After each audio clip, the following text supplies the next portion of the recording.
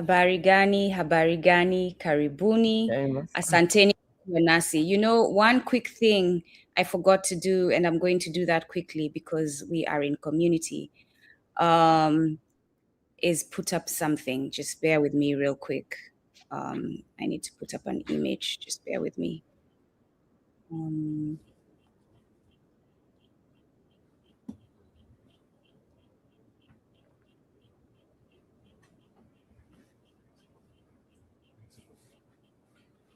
Bear with me, y'all. Sorry about that. There we go. All right. So, Mama Marimba, I remember, you know, we talked about this Cecil Rhodes and his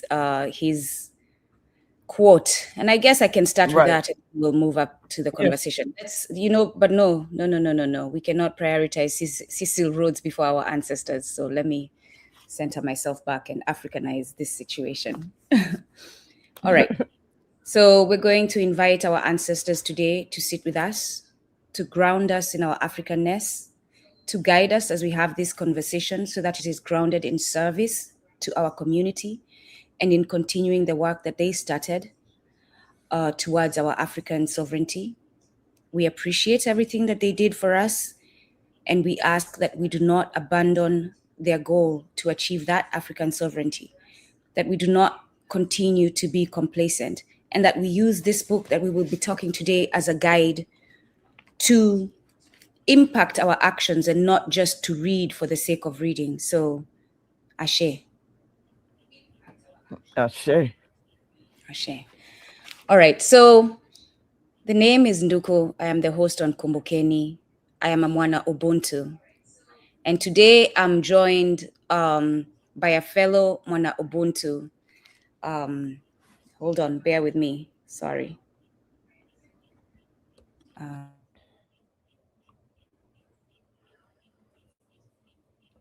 Sorry about that. Yes. Today I'm joined by a fellow Mwana Ubuntu. And what that means, that's a child of Ubuntu, a person of Ubuntu, someone of that culture, that principle. And Mama Marimba Ani, I call her, is an elder in our community, first of all. To me, she's a fellow African warrior woman. And we've talked about African warrior women on Kumbukeni several times. That's who she is to me. She is my big sister, and more than that, my elder. She has done the work that is going to help us and that I believe is very important to guide us to the next phase. And the time has come for us to move on to that next phase. And we're going to use this opportunity. Yes, Ashe. We're going to use this opportunity as a moment to take the lessons so that we can start the work towards that next phase. Asante sana, Mama Marimba Ani. Karibu. Karibu. Asante. So I'm going to start with a few quotes that you've shared with me of Nana John Henry Clarke. And I thank you for always sharing these wisdoms. And then I will give the description of Yurugu and Asili, and then we'll take it from there, Mama Marimba Ani. So one of the quotes, if it's not an instrument of your liberation, throw it away. Nana John Henry Clarke. The second one, it's not your job to seek to become a part of your master's apparatus. You will only succeed in re-enslaving yourself. Your job is to destroy that apparatus. Nana John Henry Clarke. I share these two quotes to ground us today, for us to be intentional, all of us who are watching this, Wana Ubuntu, to be intentional about the purpose of this gathering today. All right. One great thing Mama Marimba Ani does in the book, for those of you who will get the book, for those of you who have gotten the book and have read it or haven't, it's time to get it off the bookshelf, because I said the time is now to move to the next phase. And whether you're ready or not, we need to move to the next phase. Is at the beginning, she gives descriptions of these terms. For a lot of you, in the United States removed from our culture, and on the continent removed from our culture, these terms were foreign to you. For some of us, these terms were not foreign, right? Utamaroho is not foreign to me because I speak Kiswahili. I've been raised in that culture. Yurugu was foreign to me. Asili is not foreign to me because I speak Kiswahili. I've been raised in that culture, so I knew what this was. But a lot of you don't, and a lot of you didn't when you first encountered these words. And I'm grateful that our mama gave the descriptions before you even get into the book. And I ask you first, when you start reading the book, read through the descriptions twice, at least twice.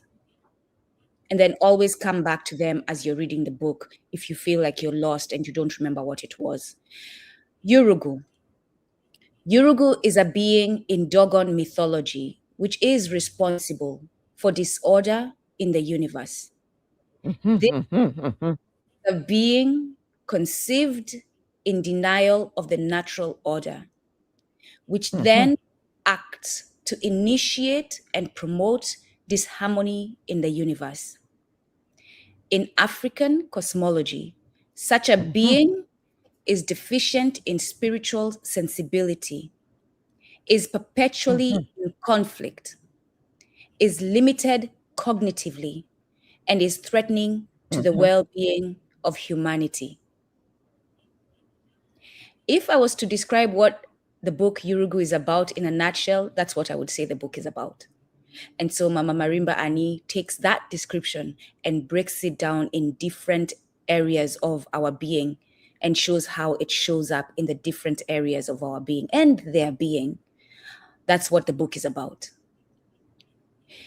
Asili, the logos of a culture within which its various aspects cohere. It is the development, the germ, the seed of a culture.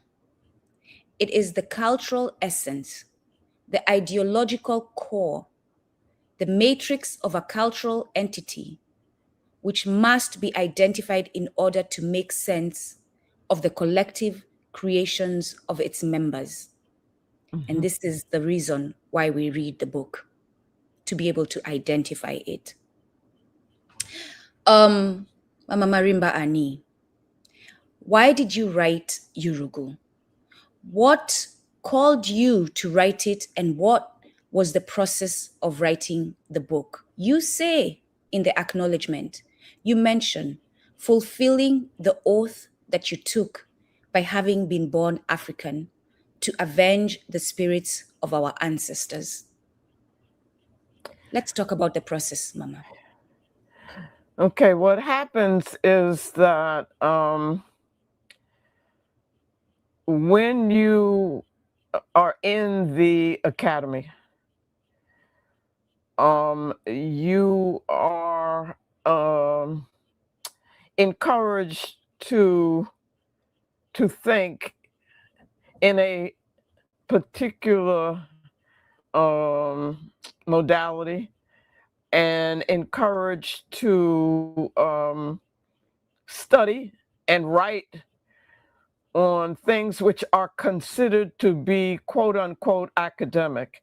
And if people look up that word in the dictionary, in English Euro dictionary, it will come up that to be for something, when something is academic, it's like not important. It's not really consequential. And for us, everything that we do needs to be something which intentionally impacts on the well-being of our people, on the political power of our people, the political status of our people. And let me say what I mean by political. to be political is when you have identified yourself with a group, or in our case, a family, a race family, to which you are loyal, and for which you are seeking victory in a war. It is to think in terms of war. And so what that means is that it is identifying the enemy. Yeah. The enemy is one or those who act against the interest of your family, Mhm. of your people, of your group. That's thinking politically. So when people say, um, "Oh, that's a good white person. She was good to me. She did this for me. He did that for me." Um, they're not thinking politically because they are thinking as an individual. They are Yeah. thinking. They're not thinking in terms of group interest. So we have to think, and that's what Baba Omawale did for us. That was so excellent. Was he always thought in terms of, well, what does it mean for the majority or the Yes. masses of our people? Not just, oh, we can get, if we demonstrate here, if we do that, um, we can get a few jobs for a few people that they consider to be now qualified. That's not um, strategic, effective political behavior for African people. Um, I did Yurugu because I wanted to, two things. I wanted to do something which would service us in behalf of the victory that we have to achieve in war with the enemy. I also wanted to. I felt that we needed to be able to see beyond the mask that they wear, and the mask is supported by, constructed by their the theoretical framework that they um, force on us in the academy. And by the way, that begins with nursery school. Yep. Um, it of course becomes more and more intense and more developed as you move to so-called higher and higher, in quotes, forms of education. Um, but it begins, when we and Nana Amos points that out. I think when we put our children into quote unquote school as early as we can. So, when they're 3 and we're so proud that of what it is that they're learning, um, they are and when those schools are the method that they're using, Mhm. the modalities that they're using, the images that they're using, the symbols that they're using. Um, they are all part of an intentional political assault against African people. We have not understood that, and I wanted Yurugu to help in exposing that. Now, to do that is not easy, Yeah. and I think that that's one of the reasons why the book to many is considered not easy. Is because what you have to do, or what I felt I had to do, was to deconstruct their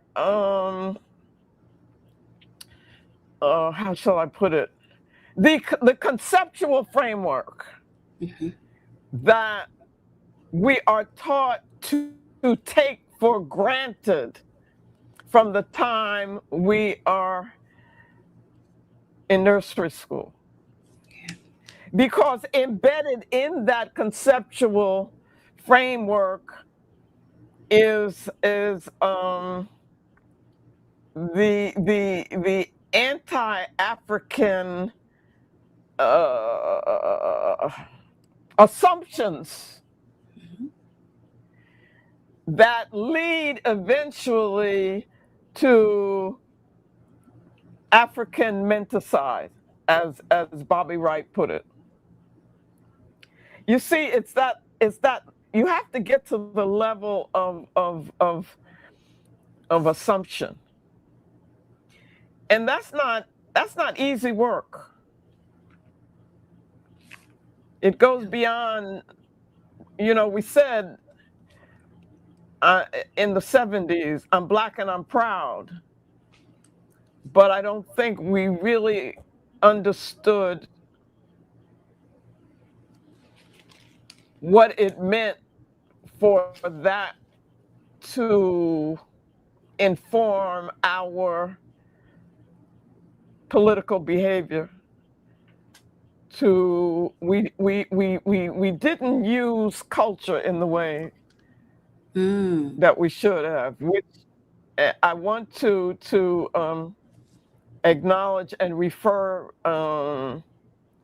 the family to the work of Nana Amos Wilson, who has a brilliant presentation, and I don't know the title of it, I will share but he's it. talking. The one on culture, I'll share it. Yes. Hmm.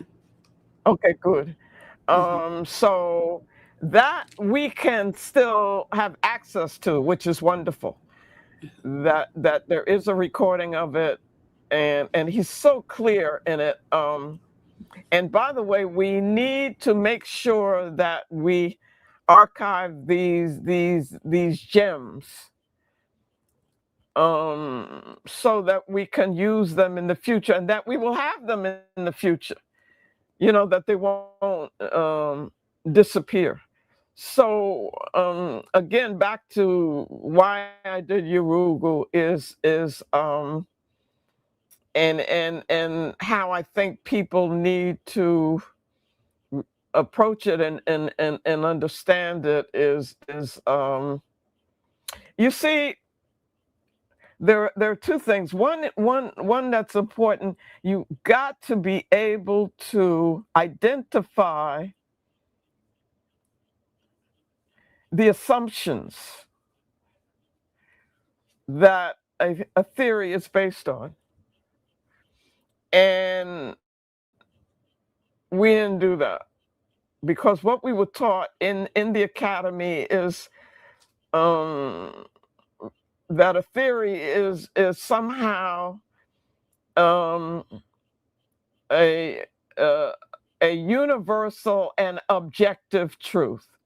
So there are certain concepts that Yurugu has used, and that Europeans have used in their in their academy. And one of them that is devastating for us is the concept of objectivity. And I talk about the myth of objectivity. The other is how they use universalism. Because what they do is they present, and this happens in the academy, they present their views and their thoughts and their perspective as universal. And what that does is it masks their values. What they when I entered graduate school, one of there are certain courses that you have to take. So because I was supposed to be studying cultural anthropology, one of the classes was Foundations of Sociological Thought, or we could say Foundations of Anthropological Thought, or they might call it Foundations of Cultural Thought. So you're sitting there, you gotta have that, and you gotta understand it. You gotta take it in, and you think that what you are getting is some kind of absolute and, of course, valuable truth. But I realized as I was listening to the guy talk and lecture, and I'm taking notes. I don't want to miss anything. I'm taking everything down. And I look back at these notes and I realize what I'm learning is how they think and how they feel. So you really are what you're getting in what they call sociology is the European concept of society, of family. They will always begin by defining certain basic, elemental concepts. So you're getting their definition of family, but it's their definition, which embodies or reflects, I should say, their worldview, their way of being, their culture, and culture is ideology. Your culture should root you in an ideological, framework, and that's what you're getting. You're getting them in these courses, and these, you're not getting some kind of abstract, absolute, universally applicable truth. But I realized that, but how do you show it? How do you argue that? How do I make it useful for our people in war, so that it can help to determine strategy? Because the whole thing that we do should be about should be strategic, and I think that's what 9 o'clock meant by if you can't use it for liberation. And I would say use it for African sovereignty. And I specifically say African, I qualify it because you can't understand what we mean by sovereignty by looking in the dictionary. And you shouldn't look in the dictionary for how they define culture to understand the importance of culture for us, because you won't get it. So definitions are very important, and I think, Sister Nduku, what you're referring to is the glossary in the beginning of the book, because how you define concepts and terms, that's going to determine where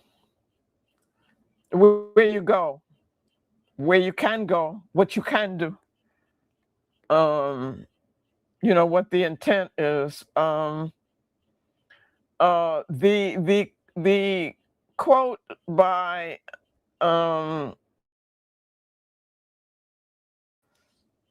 which I discovered through the work of Ola Eshu in an article that he wrote for us in, I believe it was in our newspaper, The African World, The Ghost of Cecil Rhodes. It's an excellent quote, because you see, what we need more is what reveals them. You need the enemy revealed, and that's, if you, the cover of the book Yurugu has this rather ugly being holding a mask. So it's like the mask is being taken off, and that's what we need. And I don't know. I'm just seeing that. I'm feeling, unfortunately, that our people have not. We don't see through them. No, we don't. And that would bring us to the chapter 6 that talks about the rhetorical ethic.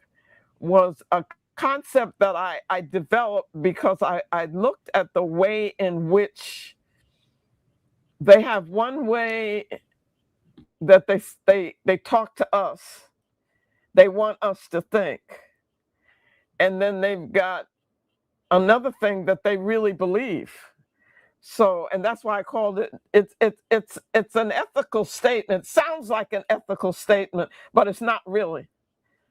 Because ethics is supposed to be, about how you should behave, the best way to be.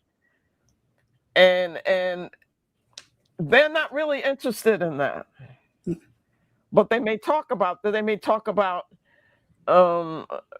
brotherhood,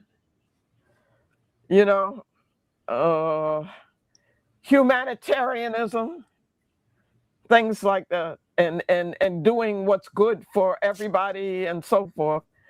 But that's not, if you understand the Asili, then you know it's double talk. That's only rhetoric to fool us. And there is a quote, I know I have it in the book somewhere, I think, anyway, that Nana Francis Cress Welsing says the same thing. She said, we don't understand where they're coming from, and that's part of our vernacular in the African Black community in the States is where she or he is coming from, meaning what are they really about? And that's what I think the concept of Asili does, or that's what I wanted it to do, was to give us something that kind of decodes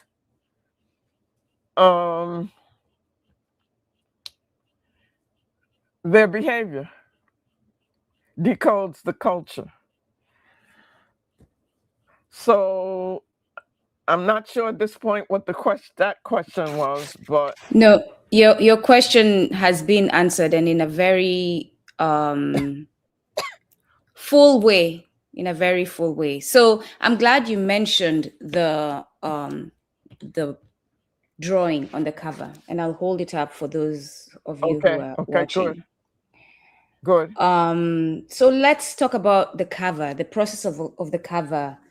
Okay, Why this image, and how did you come about the image? okay. And let me say, before I say that, I had people who were close to me, um, who were artists, who were around me when the book was being at the final stages, just before it was about to come out, who advised me, who said, "Oh no, you can't have a cover like that,"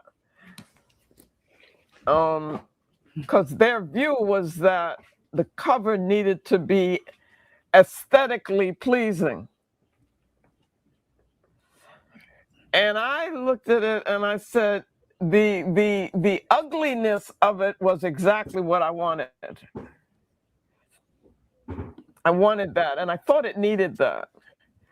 So now let me talk about the process of it.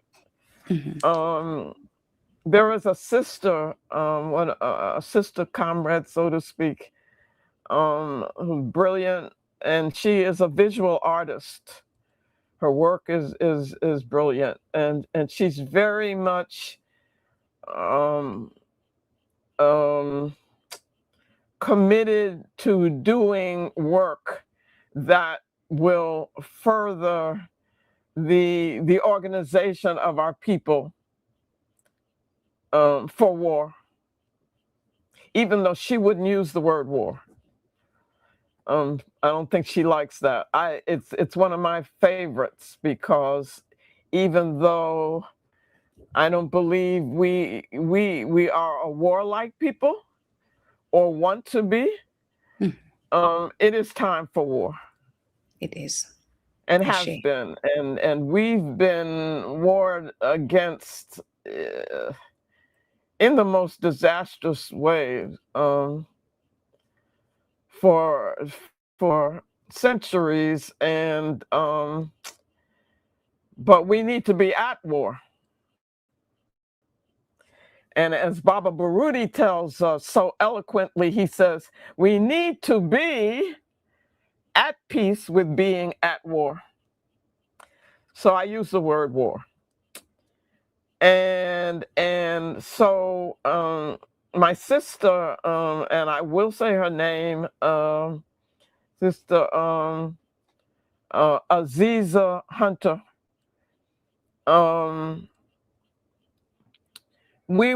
I was sharing what I was doing in the book with her, and at the same time wanting her to do a cover for me. And so one day I was at her house in DC, and she took me down into her studio in the basement at that time, and showed me a sketch that she had,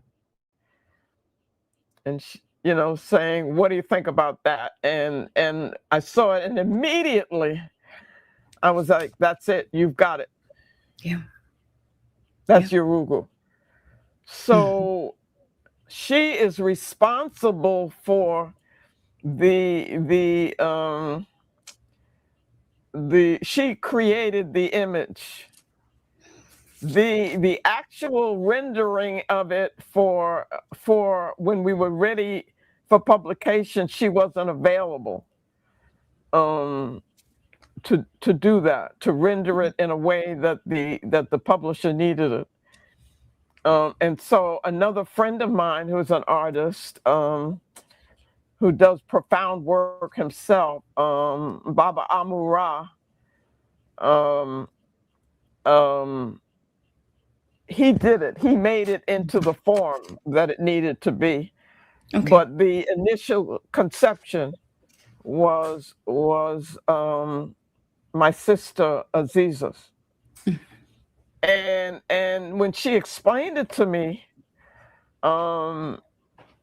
she went to art school. She was an art student, so there were things that she had to study, and she learned. And she said that it was inspired by a form of German art, a period of German art that was actually banned under the Third Reich. And it was what they said they were doing, I think, and I'm not sure of this, that it was German expressionism, it might be called. It is. And that Hitler called it degenerative art. And what they said they were doing was they wanted to give the truth of the inner being, which is interesting. Because, yeah, and so that was what she kind of used. You mean the artists, right? That's what the artists said they were drawing to show the inner being. Well, the artist in this school of art in Germany that was banned by Hitler, and I guess why he really didn't like it was that in their work they would be, there was a thing of the governments to romanticize an image that would give, I guess what Hitler would want would be all of these kind of strong looking blonde people. That's exactly what he wanted. It's the same thing, Right. Mama Marimba Ani. It's the same thing, funny enough. John Edgar Hoover wanted, Edgar Hoover wanted for not John, sorry, for the FBI. It's the same thing that we see when, what's the president that was sick and his wife was covering the whole time and they didn't tell us. I mean, Biden, just the other day, they didn't tell us. They make us think Biden is healthy. Reagan right? was also another one. I think Franklin Roosevelt, he was on a wheelchair. He was not working towards the end and his wife was covering and they don't let us know. It's the same thing. So, we're talking about image. Exactly. Go on, Mama. And this society, U.S. American society is all about, and we have to be careful of that because we find ourselves being taken into it, is that you are very concerned with image. We are today. As opposed to the realness and truth of who you really are. And so the whole thing of, if we go back to way before you all's time, but the 50s was the big time of the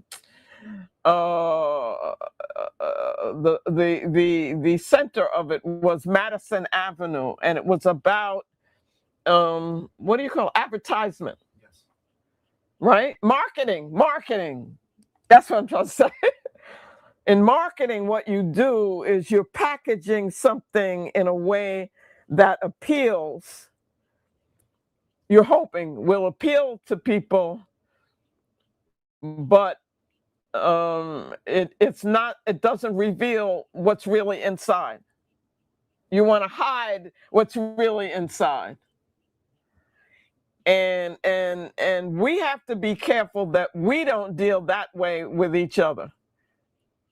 And it's very much a part of the capitalist ethic too, right?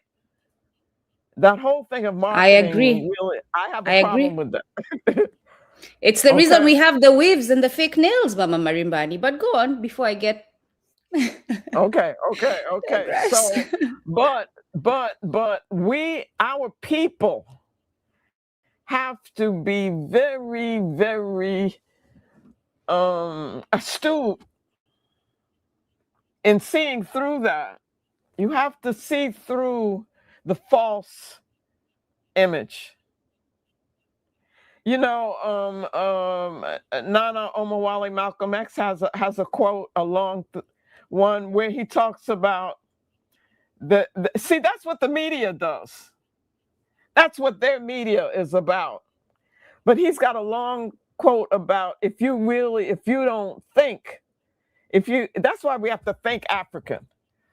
But if you don't do that and use that to analyze what they're really doing, you'll end up, he says at one point, thinking the victim is the criminal and the criminal is the victim. I've used that quote somewhere, but I wish our people would understand it, because it's very important. So the Yurugu is about unmasking the enemy. The academy works to mask the enemy. It's make very us make us think non-politically. You see, when we think non-politically, we're in trouble, and we've done that. Absolutely. So that's about, and the cover is about that, I think. Yes.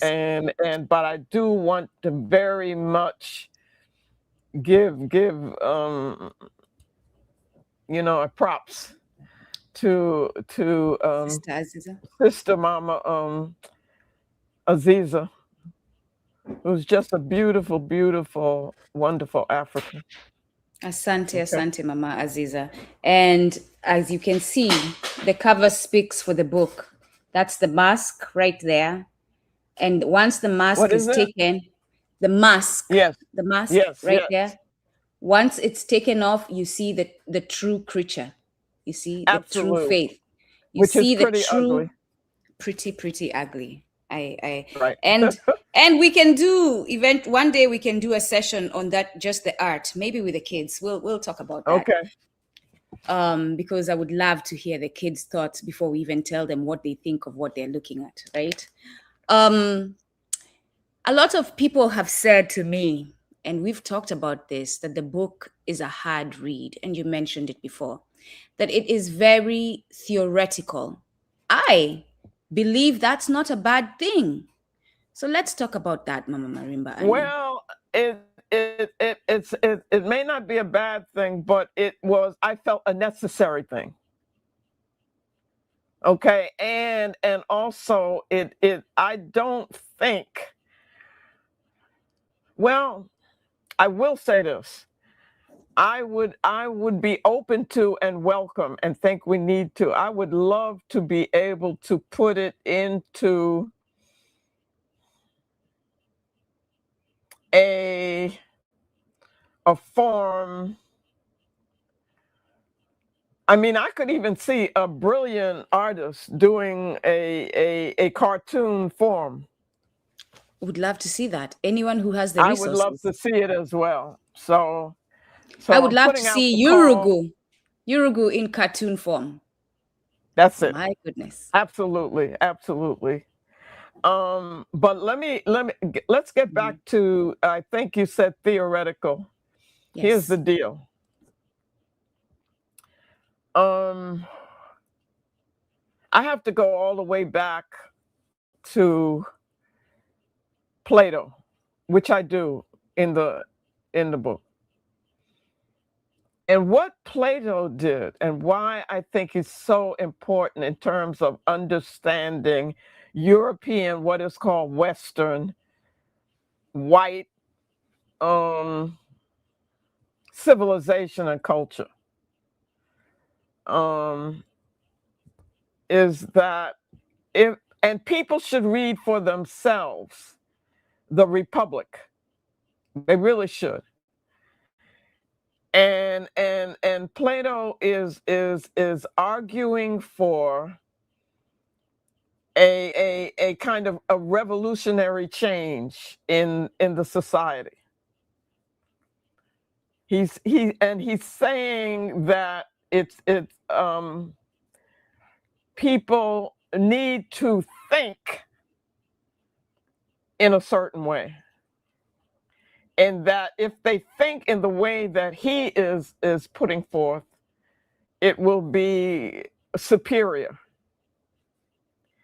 And that way is what he calls philosophy,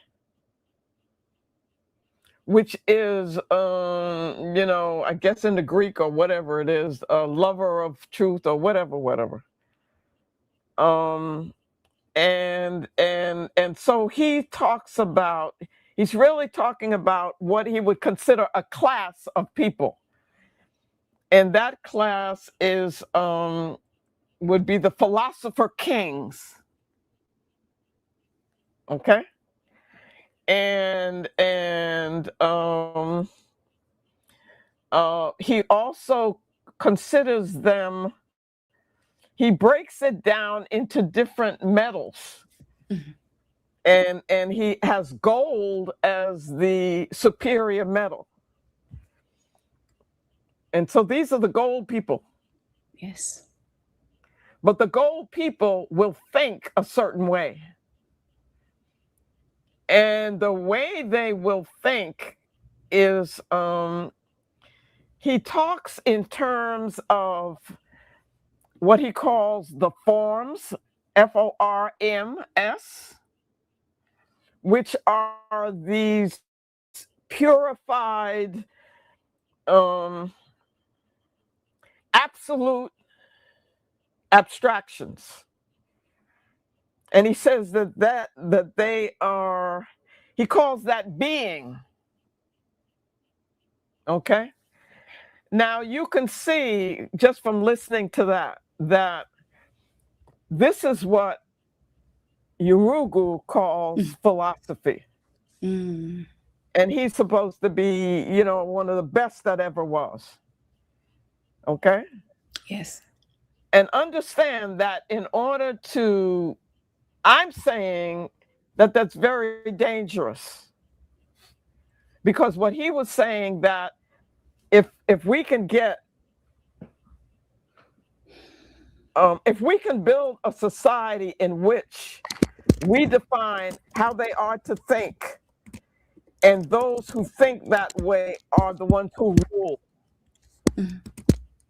then we have a society which is perfect. So the republic was the ideal state. The republic involved this rule by this elite who had a certain way of thinking. Mm-hmm. It also included slave. It had a slave caste. So it had all of these things that had a hierarchy. But it was ideal for Plato. And I'm saying that it became the model or the template for Europe. Yep. You see? Yes. And I'm saying that also I use it to say that you can see the development of Europe, because as 9 o'clock points out, if you go back to talking about the achievements of and the nature of Kemetic or early African, civilization, mm-hmm. there was no Europe at that time. I mean, there were people, but they were not organized into any kind of a nation. And they definitely didn't have a civilization. So partly what happens in the book Yurugu, you get to see the development of the process of how it comes to be. Mhm. And they end by um, uh, constructing an edifice Mhm. which becomes a power, and is a global power in the world, and Mhm. becomes a power which makes the Ma'afa, the intent of which is to destroy Africa. And they do a pretty good job at it. Okay. So I'm tracing that whole developmental process. I begin with Plato. Mhm. So I think what you can see is that ain't going to be easy. We And shouldn't it's not expect it supposed to to be be. easy. Thank you. It shouldn't be. Okay. Thank you. And but I felt it was my job. Yes, I I took it agree. on. I I agree. said, I And got to do this. And wait, Asante. and this is important. Mm, So I want remind me of this. I want to I want you to do the quote from Rhodes, I will. It's because up. it Hmm. shows what it does is it shows two things. One is the intentionality Hmm. of them, of Europe, of where we are now, is the result. Exactly. It's like they were intentional, but they kept at it. They were systematic. And we have to understand system. Hmm. We have to understand them and their behavior and so forth as system. And that's another part of what the book is doing. Hmm. And another um, reason why you can't expect it to be easy. Yeah. To deconstruct that, it's not easy. Yeah. And Okay. yeah. And so you might, I mean, it might be easier for you to say, oh, Whitey's bad. Mhm. I've been saying Kill that. Whitey. They would be sad. But what do you really mean? And is that, how do you translate that into um war strategy? I think Baba Kamau Kambon did that. He said it, but go on, Mama Marimba. Sorry. Right. Okay. So I'll leave it at that. But the quote, can you Mm. read the quote I will maybe? read the and quote. and Yes. yeah, and Yes. I want people, if you listen carefully, y'all, and you don't have to listen that carefully because it's very clear and very Yes. upfront. You will see that, you kind of wonder why, oh, well, why we have so much trouble doing this? How are we Mm. colonized? How does that work? What is and so forth. But you understand that they had a plan, and the plan was based on their conception of who they were in relationship to who we are. Exactly. It's real simple.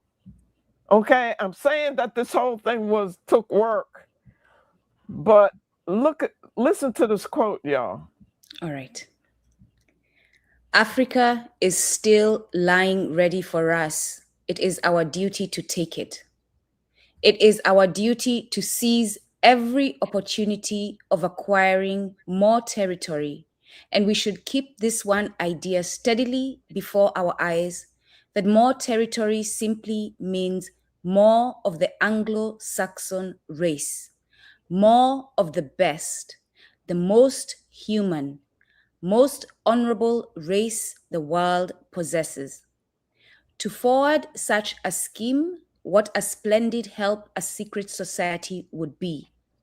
A society not openly acknowledged, but who would work in secret for such an object.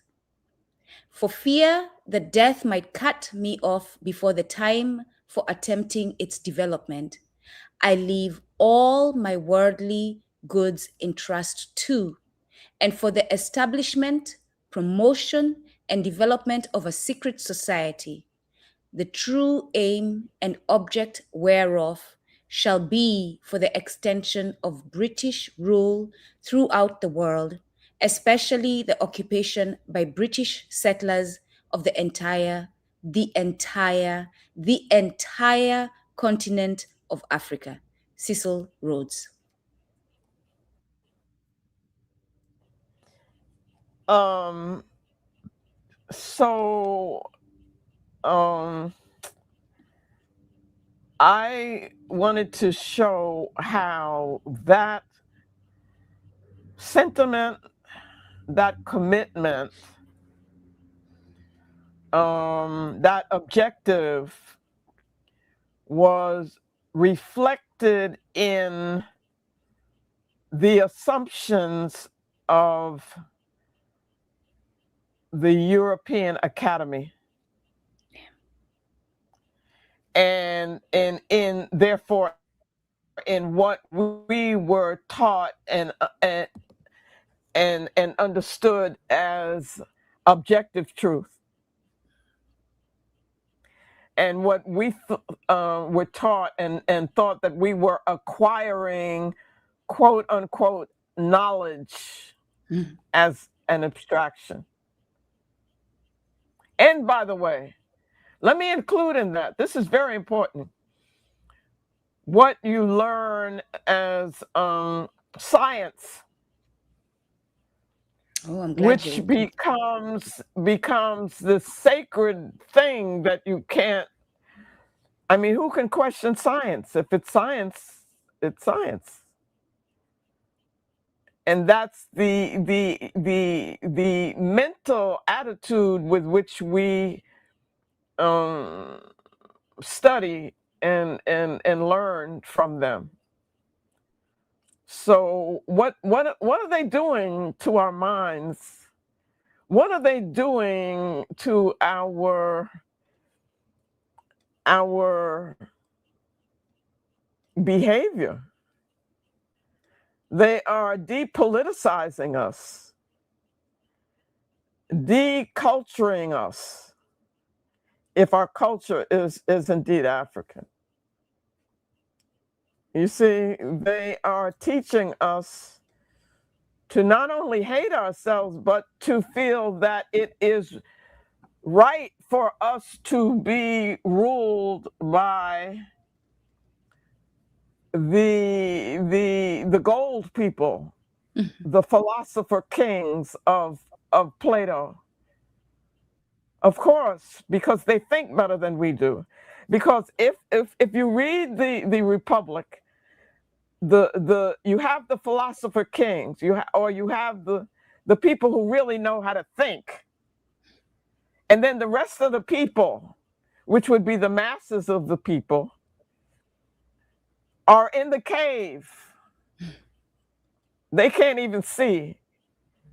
They exist in a cave, and they can't think, and they can't see, and they can't see reality. And they only think in terms of in fact, thinking is made to be superior to what he would call the senses. And the senses for us, family, or Nana Amos would say, ladies and gentlemen, he says, I'll say brothers and sisters, but family. The senses are feeling,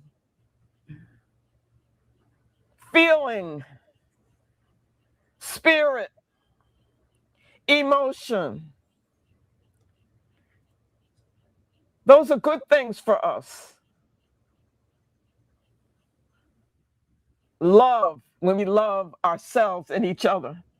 We love Africa. That's the thing that's going to make us do what we have to do. It's a Yes. deep, deep, deep, unabiding love for Africa. Ashe. That's it. Ashe. That's going to be the thing that makes it happen. But for in the platonic mode, the academic mode, that's inferior to thought is better than emotion. So there's a hierarchy there, Mm-hmm. and emotion needs to be gotten away with, and then you get to a point where you get Descartes talking about I think therefore I am. So you are defined in terms of thought, and thought is defined in terms of what I would consider to be non-human and definitely non-African. Mm. You see what I'm saying? So Yurugu, the book had to expose their definition of thought. Yes.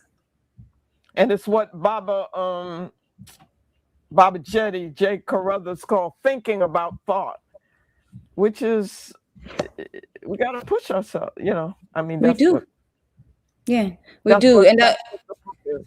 I Go ahead. shared with you the analogy of the animals in the Serengeti, the Tanzania side, and in the Mara, the Kenyan side, crossing the Mara River every year, despite the fact that they know every year there are crocodiles in the river and some of them will die. But if they remain on the Serengeti when there's drought, they will all die, for sure. Uh-huh. If they cross, a good number of them will stay and they will have children, because also that's part of what happens when they Uh-huh. move. There's mating season every time they move. So, and I'm so glad I'm sitting more and more with this analogy. And Mama You have Marimba, to. we say this all the time. If only we observe nature, she has all the answers for us. We need to Absolutely. observe nature. Absolutely. That's what our ancestors did.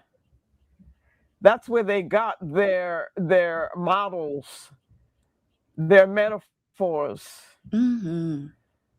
their symbols, their And it's a concepts. science. And it's a science. Talk about it. And it's because we have It Marxists is, walking of around, course, it's a science. right? Talking to Of us as course it if we is. have. Of course it is. As we talk about science, and I'm glad we are segueing into this. Let's talk about Frankenstein. A lot of us, we watch movies, we read books, and we laugh about it, we talk about it, but we don't see the deeper meaning in it and what it Right. is telling us about our enemy. So let's talk about Absolutely. Frankenstein, their science, and the bigger picture of Frankenstein to Okay, us, Mona okay. Ubuntu. And also talk about one of the things that happens in because remember, this is it's a critique and a deconstruction of their culture Mm-hmm. and their what I call cultural thought and behavior. Yep. And so one of the things that they do, if you really want to know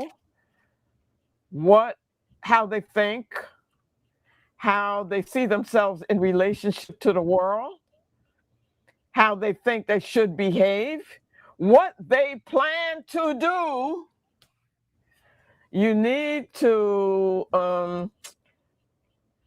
watch their horror movies, their science fiction, so-called science fiction. They reveal themselves in that. Absolutely. So there is I think in chapter 1. Oh, and then I want to, after this, get back to how I developed the process of the theoretical framework for the book. We can do that. Yes. Yeah. But um, there's a chapter in which I talk about. Well, there is chapter 1. That's very important because that's the If you name it, I Utama might find Wazo. it. Yeah. Yes. But the concept, I call it scientism. I find, yeah.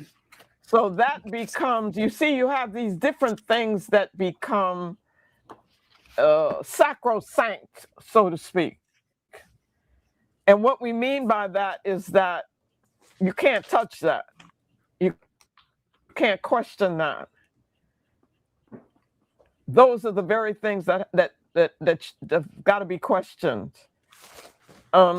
What I wanted to do in the book Yurugu was to help us understand that you need to question what we consider to be the givens of a thought system or a logical system, the assumptions of it. And I've just thought, and in the last few days, I've been thinking about another very important thing is understanding the premises, premises, premises on which an argument is based. Construct. Yeah. It is chapter 1 Because that you have you that. see, if we disagree with if you disagree with the premises, you know, then you need to trash it right there. You need to. Thank you. Thank you. Thank you. And there are premises that we disagree with. And for instance, there is a premise now that has become the power in Europe and in European culture, and that is that tools, tools, TOOLS, if people can understand me and hear me, not only in that they enhance humanness. Mm. In other Transhumanism words, that you wrote about.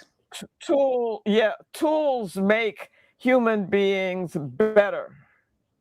They are better. What if that's your premise?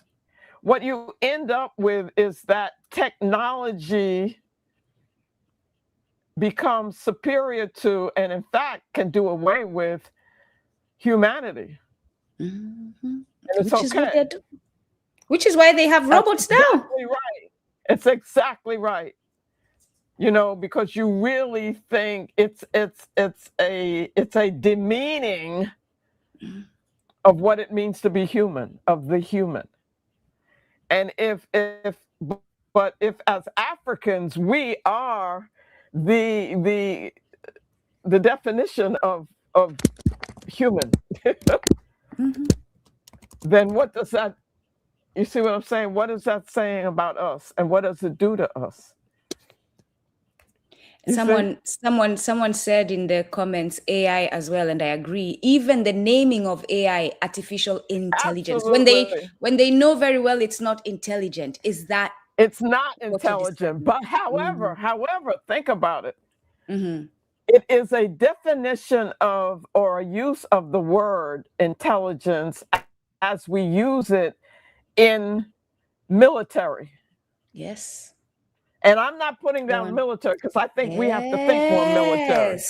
Yes, I see what you're But the saying. way you use intelligence in military is finding out, it's surveillance, really.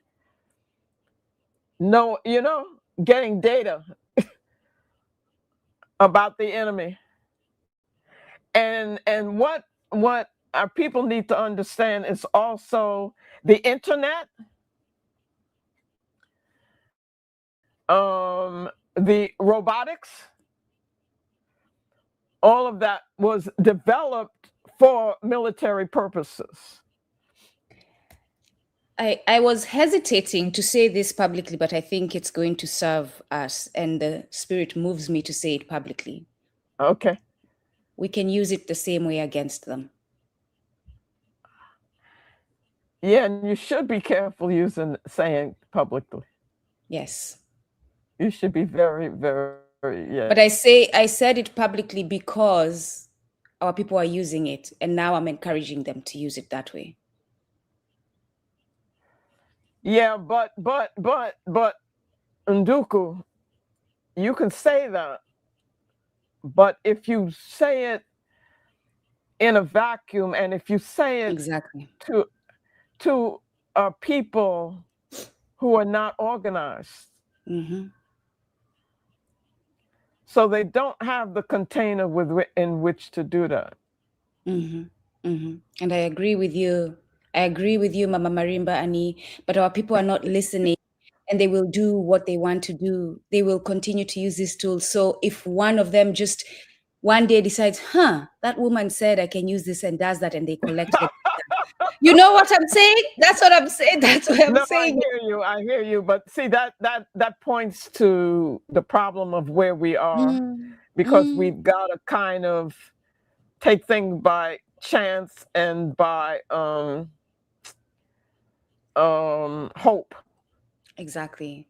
And maybe And perhaps, as opposed to, if you listen again and read again, quote, Cecil Rhodes' quote, it is what they have as an advantage the secret is that they plan, and they plan 50 to 100 years ahead. They're already planning. We're talking about 9 o'clock was saying, are we ready for the 21st century? And I'm saying we ain't even thinking in terms of 22nd century, and we almost blew 21st. You see we what I should mean? think 5 generations ahead. Yes. I'm saying, and we should make plans. My students and people around me used to make a joke about Mama Marimba. And they'd say, because I would always say to them, they'd come to me with something, and I'd say to them, "What's your plan?" And they'd laugh about that. And it was, and I understood it. I took it well. I liked it. But we do have to do that much more. Yeah. And that's And what we I will. see the importance of engineering is that it's planning. You're planning. You're thinking it through. You're thinking, you have an objective, and you're thinking how to get there. We have to do that. There's a blueprint. You have to draw the Yes. blueprint before you even draw the blueprint. I call it a black print. Before you even design the black print, you have to analyze the location. You do. You have to. You have to do reconnaissance. Right? You have to study nature, how the wind is blowing, where the sun is rising. You do. And then you design the black print. It's going to be at a certain time, in a certain time of year, and so forth of that. And once you finish the black print, you have to say what materials are ideal. That you need. Then what is the structure that, because you need it's a mechanism. You're building a machine. How do you go about it? And then finally you implement. Yes. All right. I'm glad we sent that message out there to our brothers and sisters. But I say all of this, it's in this format and in this modality. It's almost like it goes in one year and out the other, in one year and out the other. That's what I was just saying to you. Yeah. I have I don't know how seriously we take it. Nana Ba Asa Hilliard was saying this, and he has some articles in which he wrote about it, some books in which he wrote about it, is that we need to think more like that. And he even raises a question. He says, he has one, at one point he says it's the 15th round in a 15 in a match. match, whatever you call it. Oh, the boxing match. Yeah, It's 15 rounds. Yes. yes. And it's the Yes. 15th round. And then he says, do we really want to win? Mm. And I think we have to raise that question. Mama Marimba Ani, I Do don't we think we want really to want to win win? because we're being punched and No. we're slapping back. We're not even slapping back. We're sitting. If to win means that you will be in total control and have total power over, you can't, we won't be able to blame and say, well, they did that, they did this, and they're doing this, and we are the people who are supposed to be determining what's happening in the world. Mm-hmm. Mm-hmm. And so that what I said is not an irresponsible. We have that ability. Yes, we Yeah, do. go ahead. So that what I said about AI is not an irresponsible. What is the term you use? And is it Nana Ben, and who else who uses the term to speak? I'm translating it. It's in Metaneta to speak Right. in a positive way. To speak in a positive way. What's that term? Oh, that's important. And the person to read is Baba Jetty, Jacob Carruthers, and he has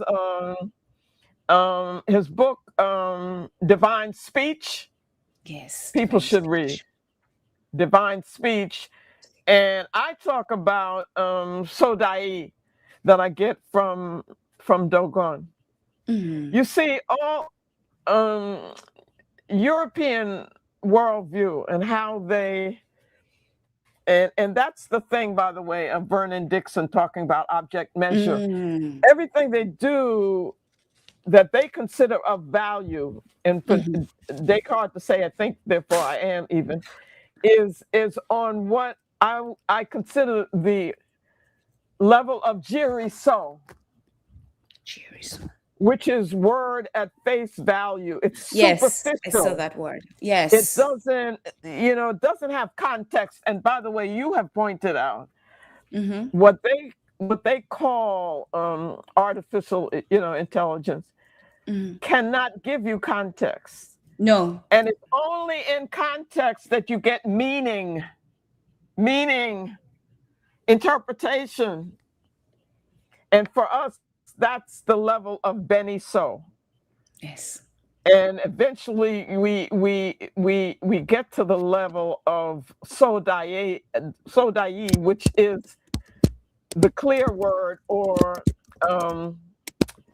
vision. We've got to,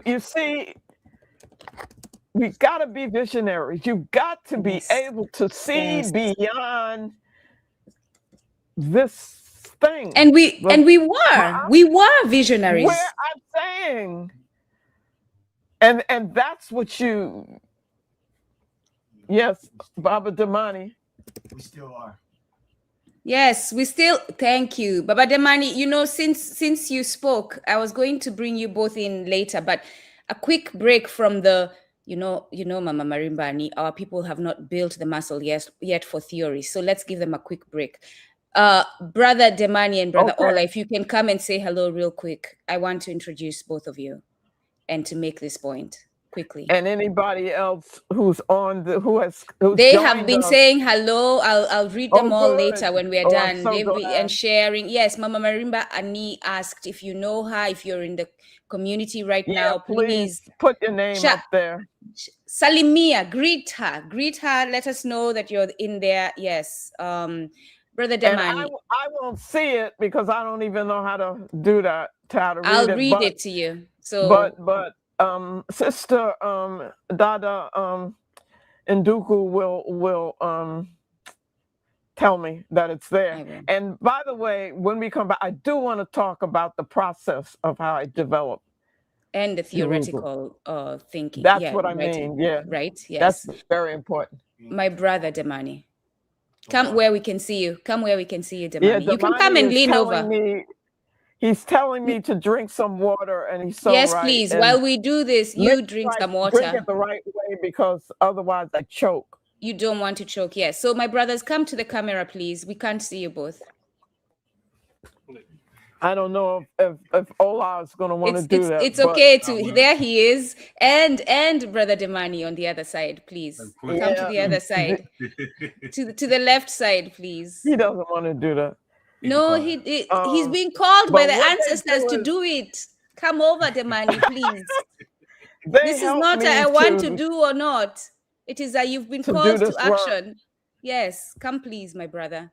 So you've been called by that. And everybody who is who's watching and who's in the Atlanta area, you must come to Abakasim Sunsun, Yes. which So is, it will be happening June 26th, 2027. yes. And the importance of that is that, whoever complained or whatever, that, that this on the level of academic and theoretical and all that, Abakasim Sunsum is where we do it. We do ritual drama, which is the acting out of our ideology, what we think or what we need. Yes. Okay. And what Yes. we want to teach to Yes. the because I'm banking on a new generation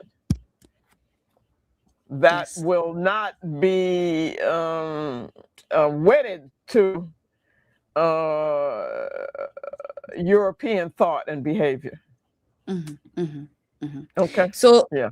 and we are not going to let you down on that. So we will no, I'm serious. We will continue. We are continuing the work that you and other ancestors and our And for ancestors that, started. Yes. I am absolutely grateful. Yes. So yeah. and So and so yeah, go ahead. let me yeah. So our brothers, Brother Demani and Brother Ola, that you all see, Demani came in and said hello, joined us today to help Mama Marimba Ani. And Right. the reason I'm mentioning this, that I want you all, Help that I needed. everything is a lesson. So unlike the European way, where apparently it's only a lesson if it's in the curriculum, right? Everything, even the sneezing of the teacher and how the teacher sneezes and what the teacher does after the sneeze is a lesson. So for us Africans, everything, the way the seats are set up, the way the room is smelling, the lighting, the air, everything is a lesson. And therefore this is a lesson.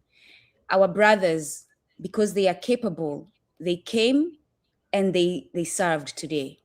We need to be more in service, to return to being in service to our elders, because without them, my Marimba Ani would have struggled through to get on. Oh no, right? I wouldn't have been.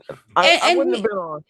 And we don't want to do that, right? And we don't want to do that. So, but just not just about getting on for you all to listen to her today, but she needs to go shopping. Someone shows up to drive her. She needs to get out in nature. Someone shows up to drive her, not just Mama Marimba Ani, a lot of our elders, right? We need to return to that. They need to walk up the steps. We run over and hold them and we walk them up the steps. Young people, you better pray to our creator and our ancestors that I do not get the capability. Stop cursing our elders. Like just the bare minimum. You do not talk to them out of character. So asante, my brothers, I wanted to say, for being here and for helping Mama Marimba Ani get on today and stay on with us. I appreciate you both. And can I say also that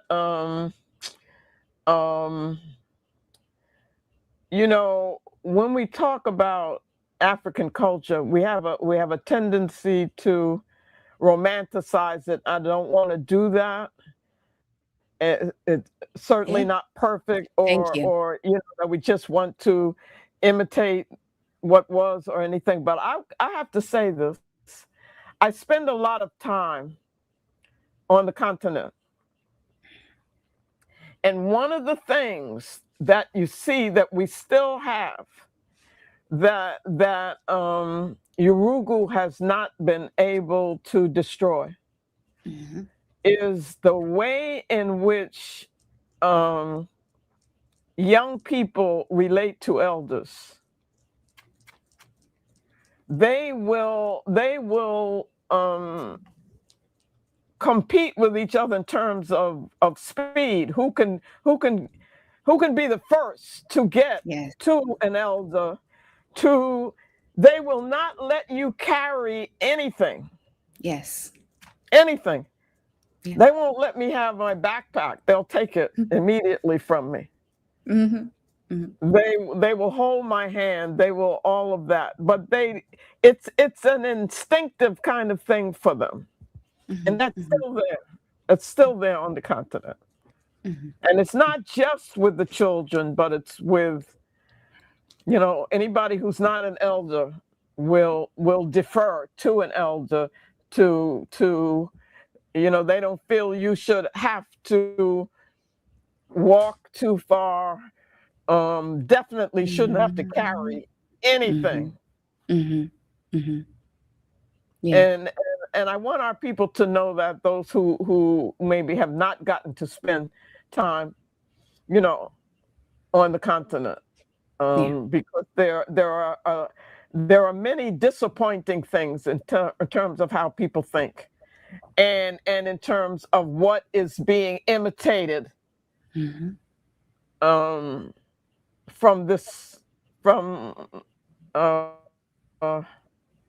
Babylon, I call it. I call it the Americanization of Africa. Yeah, and that's kind of makes you sad.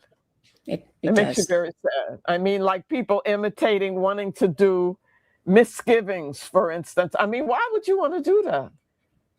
I don't think African Black people here should be doing it. They should know what it represents. But at any rate, so yeah. Getting on, I do want to mention, since you're calling people out, but I want to mention Sister Dada Iorende and Sister D, we call, who they have, I call it, almost saved my life this year, in terms of, I've come to a point where there's some work that I don't want to do it anymore. It's not our work. It's not work for the, for what I call the movement. It doesn't meet what Nana Clark said. Yeah. So I'm like, and I just couldn't, as my daughter's generation, they have they made a verb out of to motivate.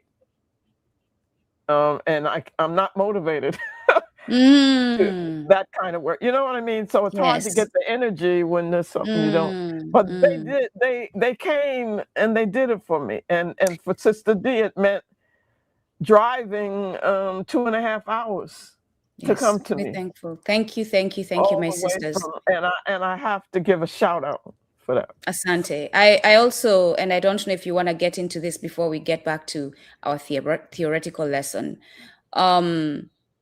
Mama Mudiwa and you and I appreciate Mama Mudiwa so much for that.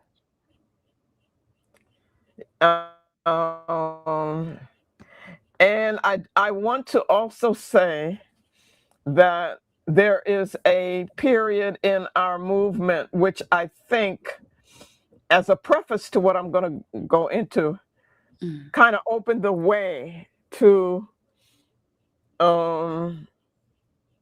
allowing me to have the permission, that's a good word, or give myself the permission, I think, to do the work, Yurugu.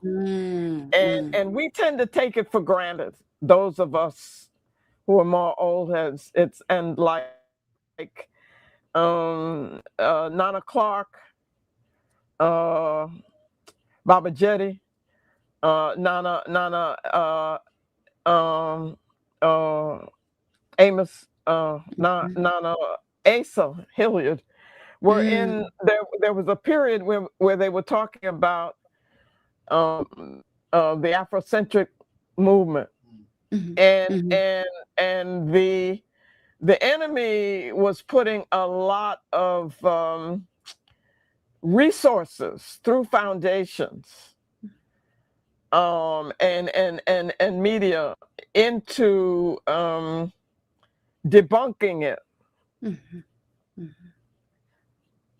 So you got people like Lefkowitz and all of them, right? Right. And we tend to take it for granted because we know it, and it was a while ago. But I must say that the value of what it was saying was we have our own perspective on reality and on the analysis and of reality, of phenomena, and that's a good thing. Whereas it was just assumed that you would only have a Eurocentric perspective in the academy. That's what they present. And I think that was an important part of our movement, theoretically. And that the enemy understood the importance of it and therefore tried to, attacked it, actually, is what they did.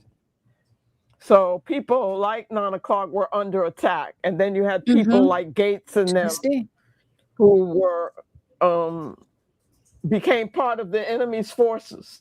To this day, they continue that attack. Yes, and I think that needs to be said and understood, the significance of it. Let's not take for granted. Nope. So let me tell this story because I do enjoy telling this and see if people follow me with this. What happened was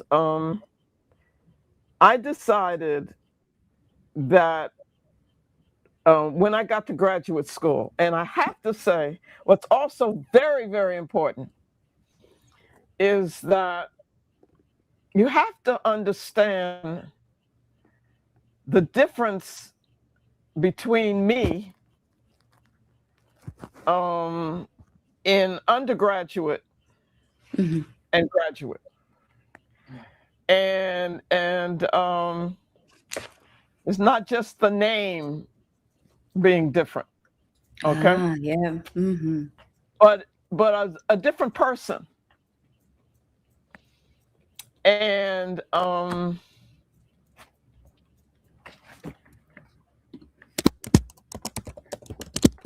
people who have heard me talk about myself will have heard this before, but I underwent a rite of passage in between those two things. And the rite of passage was my time working as a field organizer for the Student Nonviolent Coordinating Committee in Mississippi. That I am so thankful to the ancestors for that, because of what it did for me in my development as an African, and as an African warrior, as an African soldier. Now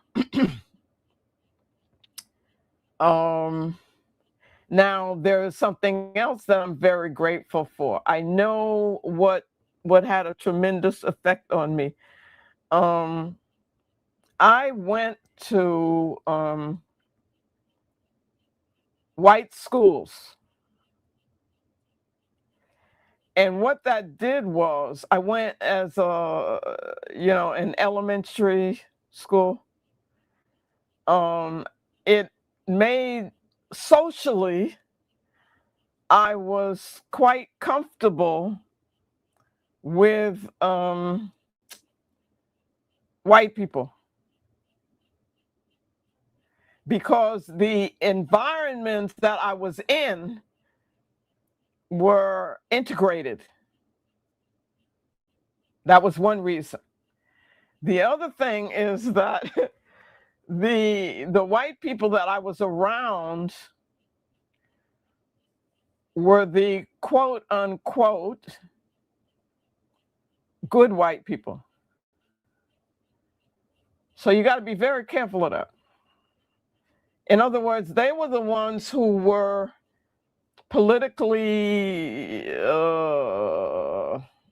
what would you call it? Well, they were considered to be progressive. Some of them would be Marxists, I guess. But definitely there was a term progressive, which was beyond Marxist. And so that meant that I could see the integration was okay. You see what I'm saying? Because I went from there to the University of Chicago.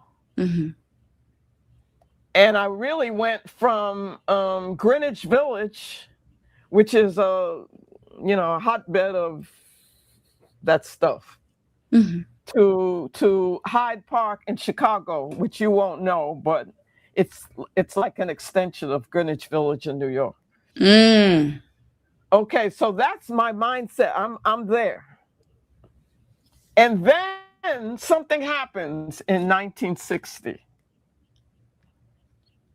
which I am forever grateful for.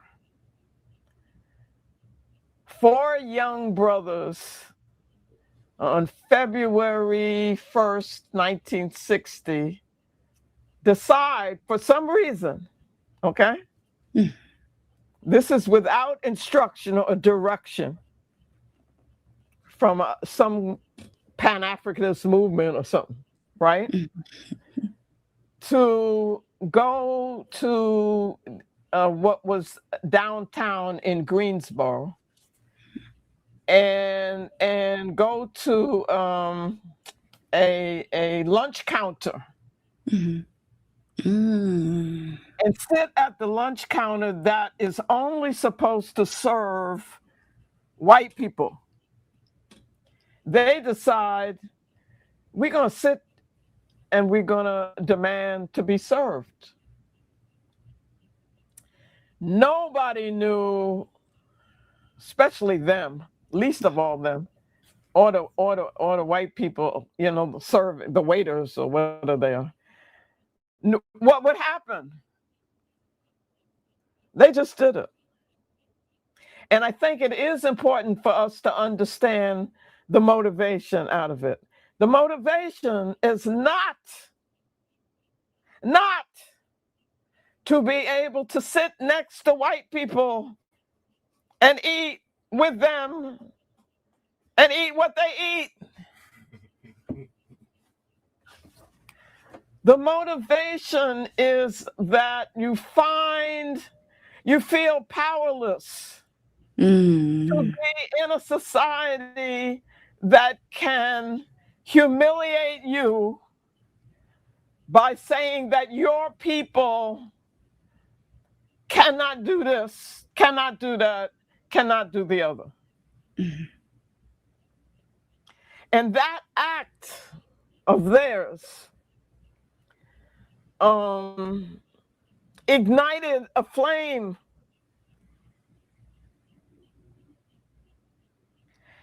And it did not ignite a flame of, we want to be white or we want to be with white people. That was the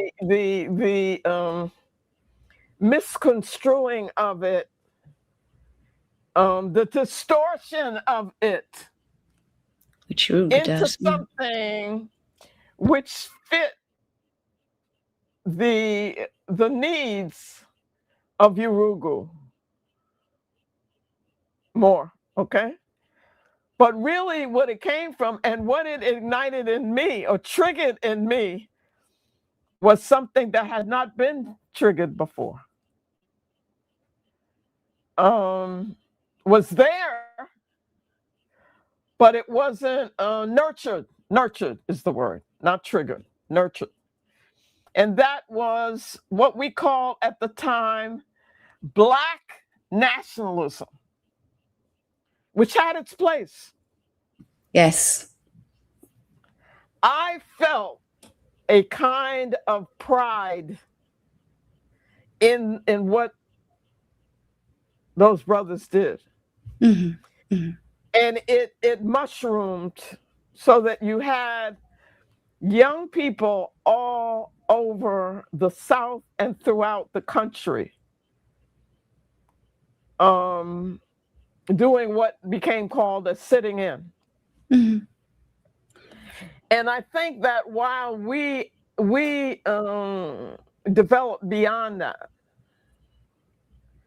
and so we criticized it from another vantage point.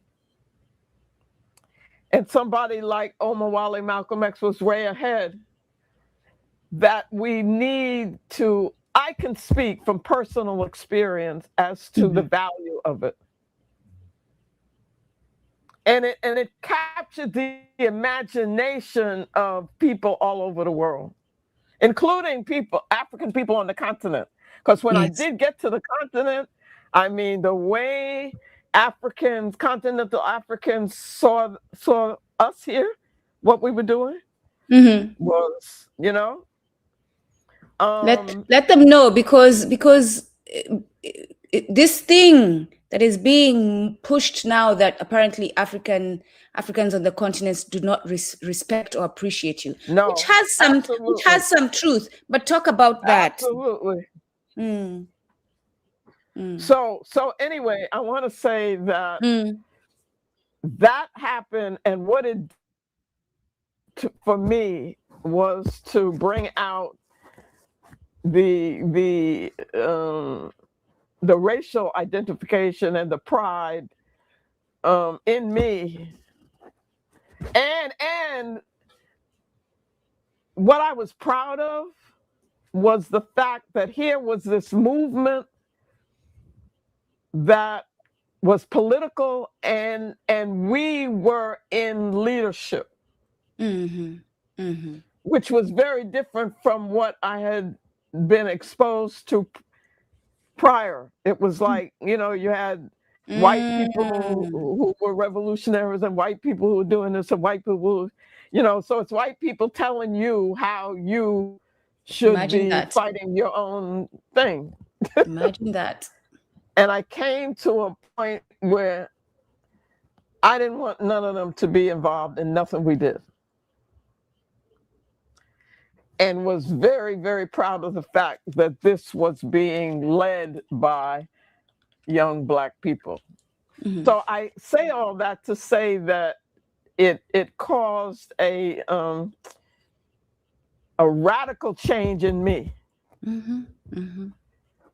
It brought me to a part of myself, my potential, that I'm very happy for and grateful for. And it's all because these four young men had the courage to, use their imagination to say, hey, we're going to go down there and we're going to confront them. The idea of confrontation and us doing it ourselves. Anyway, so that happened in between undergraduate and graduate. So undergraduate, you picture this. Here's me, not really understanding who I am, as an African soldier. And studying, what my major was, undergraduate, was philosophy. Oh. I didn't know why the ancestors had me do that, but it came out to be so practical. Mhm. in a way that they would never, ever, they being the enemy, think that, philosophy was not supposed to be practical. Mhm. Your head was supposed to be in the clouds and had nothing to do with it. But what happened was I studied them. I studied the way they think. Exactly. But the significance of that between undergraduate and then graduate was, what do you call it, 180? Mhm. A Yeah, 180. Mhm. yeah, okay. You did a 180. So Mhm. that's what happened. By the time I got to graduate school, I come in, I'm already very, very politicized. Mhm. So I'm in the school, but I ain't thinking that they have anything to teach me Mhm. except them. That's what I can learn from them. I can study them. And that's what I did. I decided, okay, you want to do anthropology? I'll do anthropology. I'll do what they call participant observation. Yeah. Yeah. That's Margaret what I Mead. did. Mhm. I said, I'm going to do this thing and I'm going to really know Mhm. them. Mhm. And that's what I did. And so I decided that I would use that time to do that. Mhm. And I amassed all of this data, you could say, Yes, you did. on how they think and how they use thought to dominate and Mhm. control. So the dissertation that I wrote, the title of it was an ethnological critique of the dominant modes of European thought and behavior. Mhm. Now, can you imagine doing that in their graduate school? Under I mean, they were like, what? I'm surprised But it was approved. That your that's what I committee did. approved it. Oh, they didn't. It was a battle. The I'm sure defenses it are for was. I'm sure it was. Yep. it was very interesting though. Very interesting. Mm. Mm. So I did that, and then afterwards, but in the meantime, so I got to say this. So I went through the rite of passage Mhm. of Mississippi and SNCC and all, and I came to a point of moving beyond that. You know, integration was definitely not what I wanted. Mhm. And I sometime I'll come back and talk about the fact that I was totally, totally, totally opposed to what they call Freedom Summer, Oh. which, by the way, I have seen erroneously the robotic thing gives out as information that that's where I became part of the movement. I was not. That's I funny. was totally It's not against it. funny, but Totally yeah. against it. Mhm. Okay. All right. So coming out of that and being critical, there were a small group of us who we didn't want to be in that anymore. Mhm. And a couple of the people in our little group, there were about 5 of us maybe. Um, Came out of New Orleans, which was a core base. Core was Congress of Racial Equality, Uh-huh. not SNCC. Yep. And they decided to have a conference, and the conference was African civilization. That was 1966. And others in our group were familiar with, they were ahead of us, and they were familiar with Nana John Henry Clark. And we brought Nana John Henry Clark down to New Orleans to present and teach us in this conference. That was the time at which I met him. That, of course, changed my life. Yeah. And he gave me the vision of Pan-Africanism. Yeah. I mean, a real Pan-Africanism. And put me on that path. I call it the path to ideological clarity. And he became my ideological father. Yeah. That is what happens before graduate school. So when I go in there, I'm going with that. You see what I'm saying? So I'm like, oh no, buddy, you ain't gonna do this to me. And if I'm here, I'm gonna use it for a purpose. So I come up with all of this data and this raw material. And when I finish the the doctorate business, Nana Clark brings me to Hunter, which is where he was teaching. And he feels like that's where I can develop. And he can close to him, and he's supporting me and all that. And the time that he's working with me and he's influencing me, and he's a friend as well. He's not only a Jegna, but he's, I loved him. He's saying to me all the time, when are you going to write this book?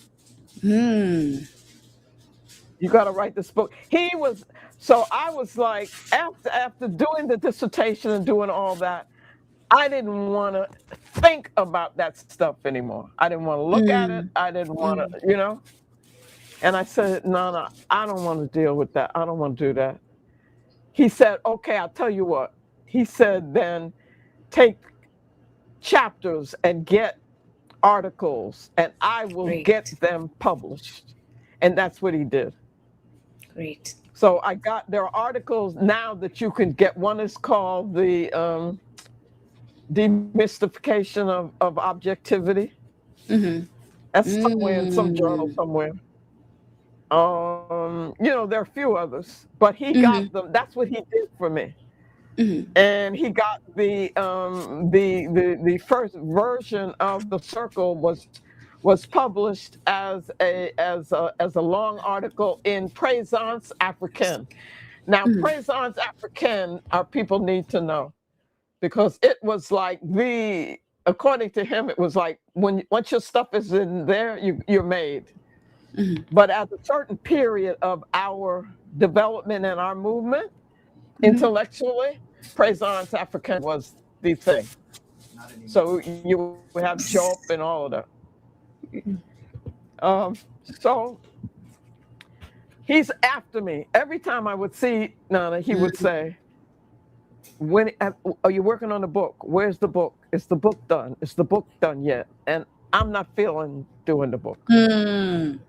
So finally, at some point, I don't know what did it, but I said, okay, let me tackle this thing. And this is the important thing for our community, our family, to hear.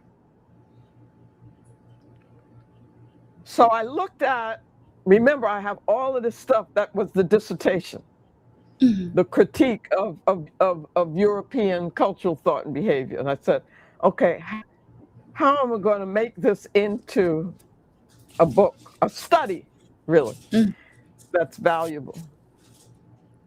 And you know what happened? Now, this is important.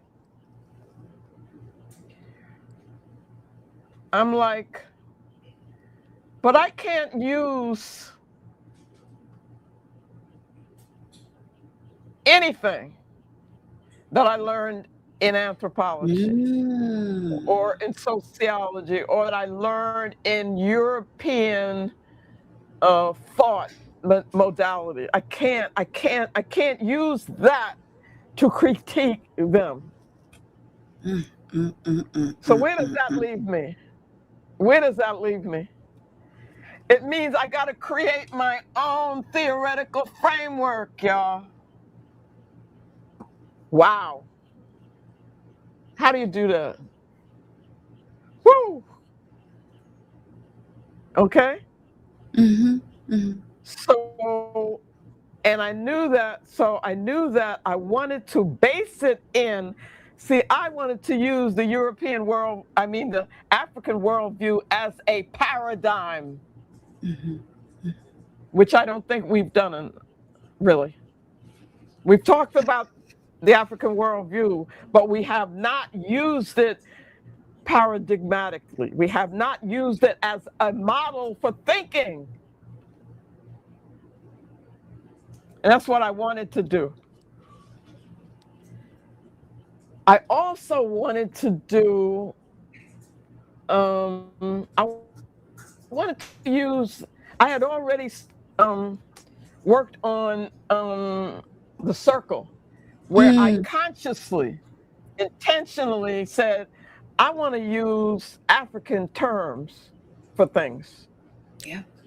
I want to use our language. I felt like our African language is going to be key in the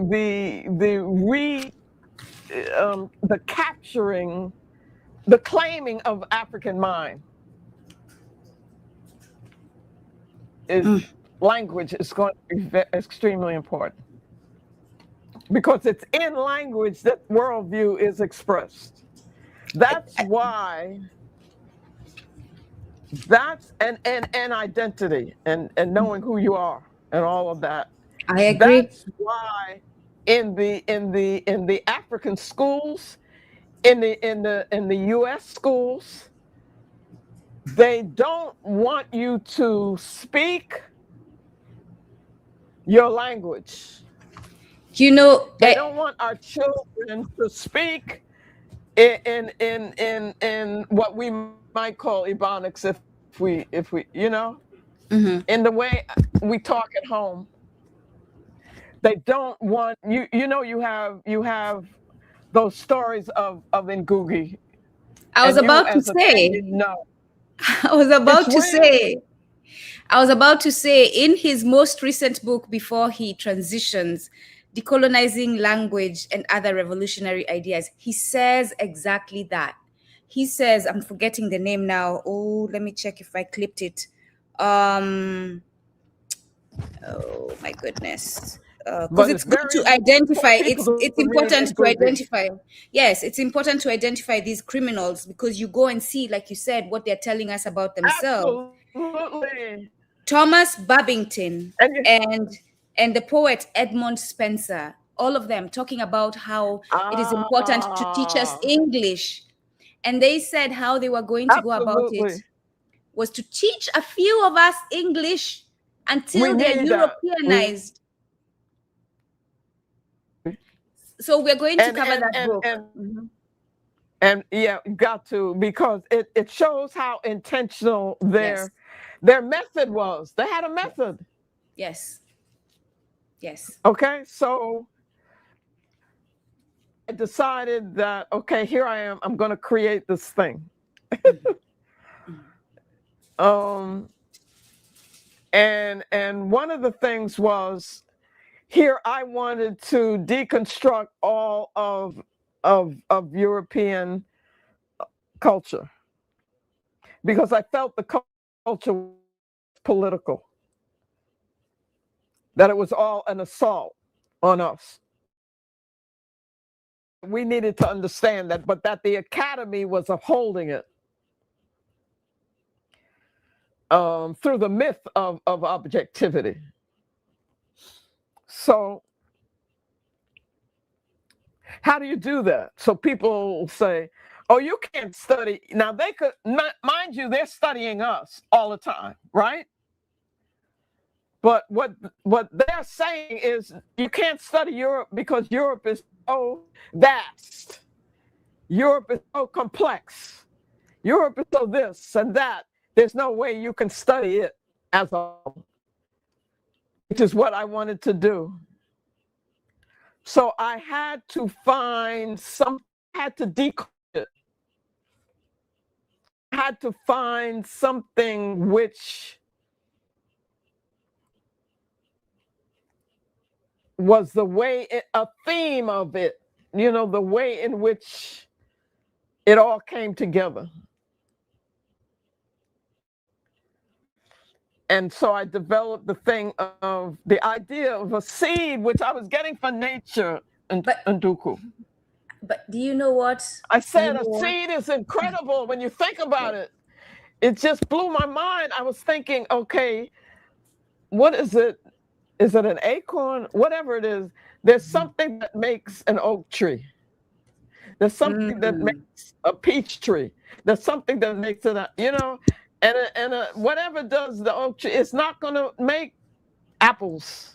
It's not going to, so there's something in that seed. There's like a force or an energy that is encapsulated within that seed that is so powerful and so directed and focused that it comes out with what it was intended to do. And if you try to change it, it gives you something else. Oh, you can't do that. No, because that's what they're doing with GMO. That's what I was going to say. We need to talk about Monsanto and the whole seed thing. Exactly. And they're controlling. I mean, what is that? Exactly. So anyway, so that's why I said I got a sealy, and I said the term I'm gonna use, and I got this a sealy, not knowing that that's also Arabic, right? The term, no. So anyway, the people who wanted to criticize me say that. I'm going to look that up quickly, but that's okay. That's go. I got a sealy, and I began to work on it as a technical concept. So I developed that, and I said I'm going to show how that once you can determine the nature of the sealy, then what you do is you look at. Yeah, maybe a quick break to drink some water, Mama Marimba Ani. And for me to also, yes, but also, no, okay, but also, yes, I want to also point something out as you continue, maybe as a point of clarification for you. I don't know what it will do to you. Right. I believe what happens to you that helps you create Yurugu, because I identify with it as I'm reading. I identify with it, is that you're Africanized through Baba Nana John Henry Clark, because John Henry Clark intentionally said, I want to learn about my people. Right. And he was told by Nana Schomburg, go learn about your enemy and then learn about your people. So your Jegna is someone who was already Africanized, and that's what he's bringing you into. Because even you think you're seeing things without knowing, but you have knowing, but your knowing is in your ancestral kanda. Absolutely. So you are not aware of it yet because you're not connected to African spirituality fully, but that's what's happening to you. You're being called back by your ancestors. I know. And while you're being called back, they're connecting you to the information even without you knowing. That's right. That's right. So go on, mate. And you know what? We have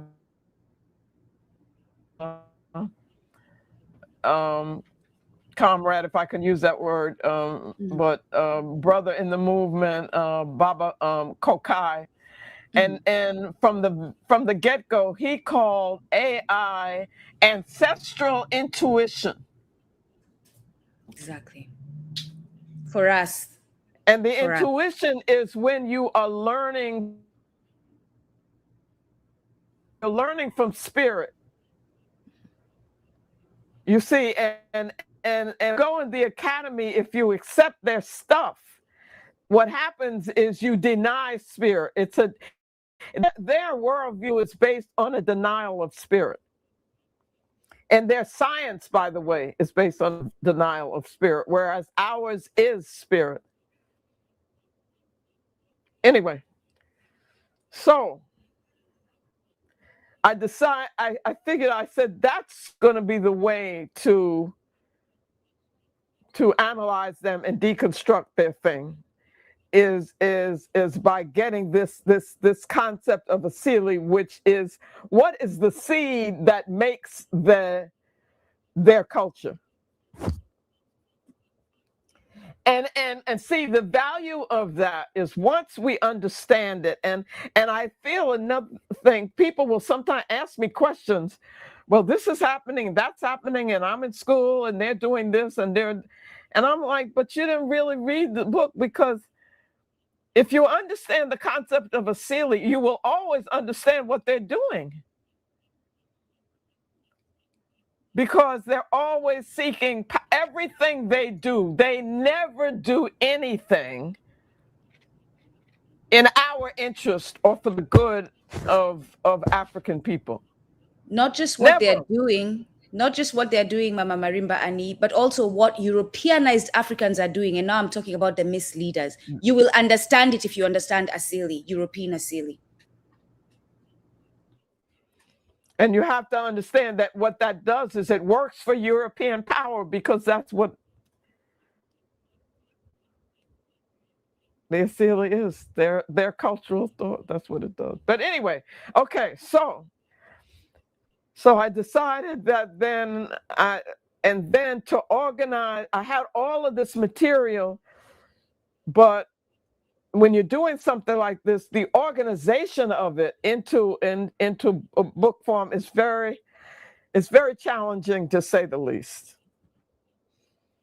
So I figured that I would take every different aspect of the culture and show how it plays out in that.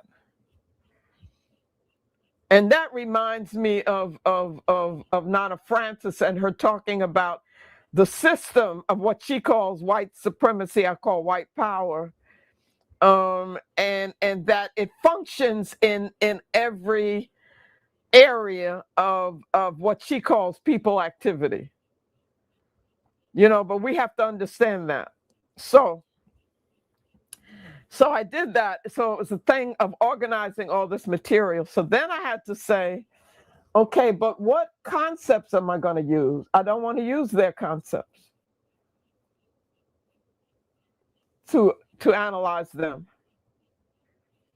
So I had to create concepts. My sister, Dada, I had to create concepts. And so I came up with Utama is like culture or civilization. What, do you know that at all? Utama. I'm not familiar with Utama, and I'm going to look it up. But Utama, okay. Yes, I'm going to look it up. So I got that, and then what I did was I put it together with, I said there has to be a way of thinking that is directed by the asili, by what the asili needs, which in this case is power over others, right? And so I thought, though, do you know a term for thought? Oh, this one is Arabic. I know this one. I was about to say, oh my goodness. Just as I'm saying it, I was like, this is Arabic. But as I think about thought, and I'll go to Kikamba so that maybe we find it. Utama, the reason I'm not familiar with it, we encountered Utamaduni, so which is culture. So maybe that's where you get it from. Utamaduni, yes. That's what it was. Yes. That's what it was. Utamaduni. Yes. So I took part of it. I took Utama. But then I got Wazo from somewhere. So you have to look that up. Wazo is thought. So Yes, thank That's you. what, You so I see, put it together. Wazo. And so the concept that I created, I said, I'm gonna talk about their utamawazo. That, and I'm gonna call that is what I call culturally structured thought. So that's the way you think that is dictated by your culture. You see? So then when I came up with that, and then I said, but there's also an energy force somewhere. And that was Rojo, which was like closer to spirit, maybe, or something like The that. soul, yes. Okay. So I made that Utama Rojo. So I said those together, they are aspects of the Asili. Yes. So then I said to myself, now this is deep. I said, oh my gosh, but those terms are so weird. And, you know, people are not gonna, they're just gonna reject them. And I'm thinking about us now, because the whole book was written for us, not for white people at all. And I thought about it, and then I said to myself, well, wait a second. When you are in graduate school and you got to study foundations of sociological thought, you learn terms like Gemeinschaft, Gesellschaft, and I was like, well, wait a second. If that's what I was supposed to learn and that's what people are using in their thing, why can't I say Utamawaso? Exactly. You know what I mean? Because certainly you're not comfortable. I'm not comfortable with Gemeinschaft. That's not, what is that? But you do. You force yourself to do it because you think it's right, because they're the smartest people, because they are who they are. Why can't we do our own thing? Why can't we? So I created a whole theoretical structure and framework, and that's what that is. Asante. Utamawazo, Utamaroho. And then the wonderful thing is that, but people are using them. Our people are able to use it. Yes. Yes. Yes. And I want to encourage that. And now that I'm thinking, because I didn't do it before, I didn't put the descriptions. What I'm going to do, and I encourage you all to subscribe, follow, and find these videos. I'm going to do videos explaining them in detail. Each video, Utamaroho, Utamawazo, and all that. So that yes, so that more people can find it easier to comprehend what is being said in the book. And that's in the glossary. And I also want, which I put in the glossary in the front, not in the back. So, you know, it can be before you. I appreciate you did that. To help you negotiate it. Asante. Yes. Now, another thing is, though, those diagrams or charts, I thought if maybe some of these relationships, if I can diagram them. For the see, then but I did that, so I think people should also, I would appreciate they would study those and see if they work at all. And we're going to look at one of them right now. I'm glad you said that. Yes. Okay, good. But also, yes, I will say, for those because some of us are stronger. I'm not going to say that some of us are one thing or the other. Right. We all have these characteristics, but some are stronger in some individuals. And some of us are stronger visual learners. Start there. Right. Absolutely. Start there. And if you're a stronger visual learner. To make it visual, I like that. I think that it should be done. That's why I wanted to do those. I agree. So I'm going to ask you before we continue. Do you still want to continue? We have 3 questions of mine and 3 questions from the audience. You want to continue? Okay. Yes, I want to get the audience, the community. Yeah. And sure. at the end, I also want to share. You have people are sharing their love. People they are sharing their stories with you, their encounters with Oh, you, wow. their experience with you. So Good, I want to do that at the end because I think it's important for you to good, receive that good, from the good, good. community. Yes. So Right. this is the image. You can't see it. Don't even bother, Mama Marimba. You can't see it. I'm doing Okay. it for the Okay. audience. So I will break it down for you as we agreed. So this is on page 98. For those of you who have your books, and if you're a good student, you brought your book with you to class today. Well, I'm not gonna. That was me throwing in a joke. You're still a student, good or bad. Hopefully, next time you learn and you're going to bring your book with you. That's the point of me saying that, so that it Okay. makes you uncomfortable enough to say, my elder said this or my peer said this last time. I cannot forget. That's what it's not supposed to shame Right, you right, right.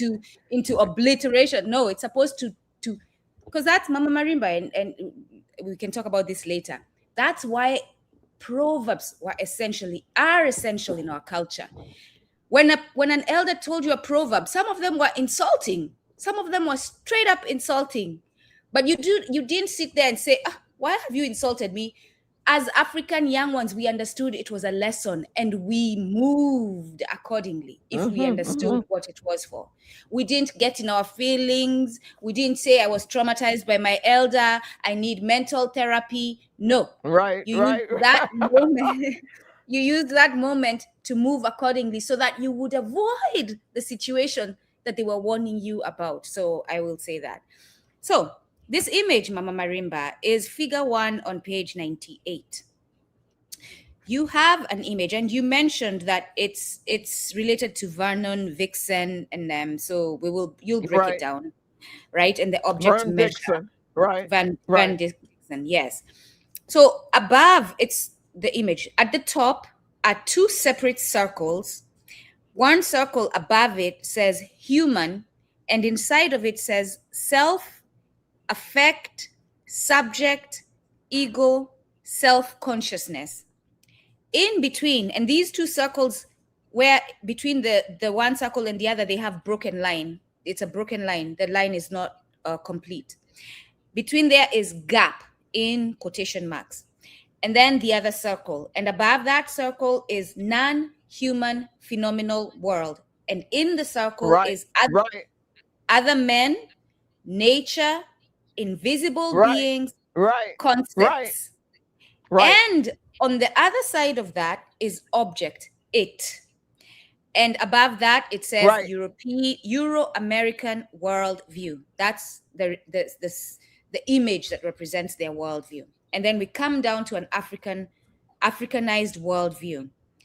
Above the Right. circle is human, straight line, not broken, not curved, straight line to person, thou. And then there's a complete circle, one big circle. And inside this one circle is human beings, nature, self, subject, concepts, invisible beings, affect, ego, phenomenal world, self-consciousness, other men. African culture is one. Mama African, Marimba Ani. right? Yes. Speak about it, please. So that's African, the That's big circle where everything is together. Yeah, Dio. and so Dio. that's the important thing here is that what Platonic thought did, which keep in mind he's saying is superior. Plato is saying this is what, you know, Yep. and while within the republic it's the are supposed to be in control of those who don't know how to think, those who are in the cave, right? What happens is Europe develops, and that Asili develops, is that the white people, Europeans, become the philosopher king gold people, and we become nature. Okay? And nature is bad. Nature, everything. You want to overcome nature. You want to conquer nature. Because you want to conquer the natural part of yourself, as a matter of fact. Because only by doing that can you think well. So a thing where you have the big circle where we are a part of what it is that we study, is non-thought to Plato. It's inferior. It's backward. You see? And what's superior is you've got to be able to separate yourself from what you are studying. And that is what they call objectivity. And that is impossible. A human being lives in a culture, and so you come with values. You get it? Yes. So there is no such thing. So a scientist is supposed to be a totally objective, cold, And they'll tell you that. Yep. non-emotional, brilliant being, because and what it is they have the ability to do is to make of phenomenon, by the way, are simply things that are experienced. They can make everything into an it, an object. Now, what that does is it also facilitates European, I have a chapter 8, European behavior towards others, which is a litany of all what they've done in the world. Christianity is in there too. Yep. I mean, the record stands for itself. It's not me saying it, you know, just because I think Black and I think African and I'm a revolutionary. It ain't that. You did this. And it's a record of what you did. This is how you have acted in and on the world. Exactly. And what helped you to do it was by making an object of treating everything as it. And so we in Ma'afa become the objects which can be controlled by white people. And that's what power is for them, control of the other.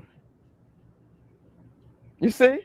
So the fact that the way they perceive phenomena is self-other.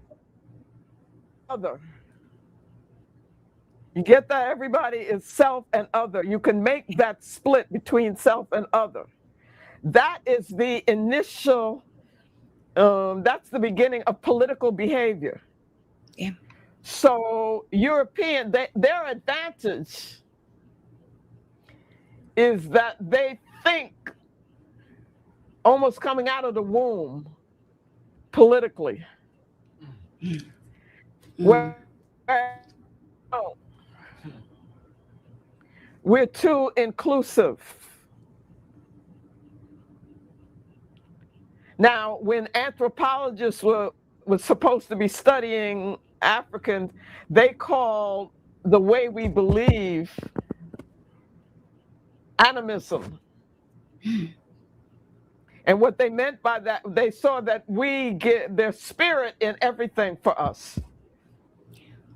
So the tree has a spirit. And in fact, different trees have different spirit. And so different wood has got to be used for different purposes. So if you're making a drum, you're going to be very careful about what tree you get the wood from for the drum. And getting that wood from the tree is a ritual. It's got to be, because you are asking for something and taking something from and you don't just do that. You don't do that anywhere in nature. And then the supposed to be thinking people are now all into what they are doing to the environment. But they could do that because of how they regarded nature. They never considered themselves as part of nature. They consider themselves superior to it. Right. And didn't want to be dependent on nature. And we know that we're totally interdependent with nature. And it is that which gives us life and sustains life. So here they are, Yurugu is it's of death. And that's all they can do. Can I run something by you, Mama Marimba Ani, and see what it brings out? So I'm saying they have encountered nature in two ways that they cannot, that it's very adversarial to them. So the Ice Age. Right, that's true. That's true. Right? And the sun. True. That's true. That's a good point. And so which therefore, the sun is like, and so therefore, and I can see how that can transform, because we learn this in biology, how different, what they call evolution, how different animals will morph and change based on their environment. It will change their acili almost. And now I'm going back to that. And therefore, I believe, and I've said this, the Ice Age and the sun has made them who they are. But if that inspires anything from you. Their fear of it. Well, we can think about it. And I'm not going to pretend that I did that in Yurugu. And in fact, I even make that point that I don't really deal with cause in the book. However, I have a part, I think it's in chapter 8, that gives different, and I used to teach a course of this when I was at Hunter, and I did it for the children in Ahab. Theories, I call it theories of white racism. And so in that, I give just a little view of Baba Kobe. Yes. Definitely Richard King. People need to read. And then, oh God, what's the white guy? The guy who Covell. No, not Covell. People don't understand Covell. Yeah, you do mention. There's another one. There's another one. Who's the one who calls them, who talks about Neanderthal and stuff? People don't know. And in fact, 9 o'clock might even have, I don't know if he did a forward to it, but he did something to it. What's it? Iceman Inheritance. I know you would know because you're a reader. That's the other book that reminds me. That's the other book that reminds me of Yurugu. That book. Yep. No, Iceman Inheritance is very important because I use that in my class. Yeah. Because what I like to do is see if people really, really follow the argument of what somebody is presenting in a book. And Yurugu, the book, is one long argument. It's an argument. That's what it is. I'm giving it an argument. Okay. But Iceman Inheritance is very, very tricky, which people don't get.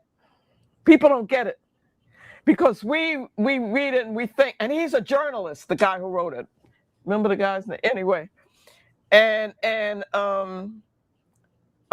we think, oh, here's a white guy who really, he's putting down white people. And he does some stuff in it that's valuable because he talks about the control of time, by the way. And he talks about what he calls the Chronos complex. And that is good to know because the chrono, you see, there's another thing that we don't get. The importance of mythology. Myth is not just a lie. Myth No. it can be also seen as the highest expression of truth in the sense of it's what a people out of a culture ideally, they see as true. So, the psychologists, somebody who now calls themselves a psychologist who went through, I don't care who they are, but if they went through the academy and got their degree, they had to study Freud. Yep. And that includes Nana Francis. But we have a tendency to accept Freudian psychology as given. You cannot do that. What Freud did that was good was that he used European mythology to analyze Europeans. But he said it was universal. So if he talks about the anal complex, or he talks about the Oedipus complex, people take that to be universal. But that's about them. It's their illness. That ain't about us. We didn't have no Oedipal thing and all of that. You see what I'm saying? But that's what our psychologists should be doing. If they call themselves psychologists, they need to be looking critically at breaking it down and deconstructing it the way I tried to do in Yurugu, their theory. A challenge, a most worthy and necessary challenge for our young people who are now going into learning. Yes, absolutely. Right. Absolutely. So, so get back to the Iceman inheritance. I just want to quickly say that Kronos was someone who was afraid of, he was challenged by, check this out, this is so deep. You see, in the Oedipal complex, you are incompetent father. You get this, y'all? For your mother, really. Yep.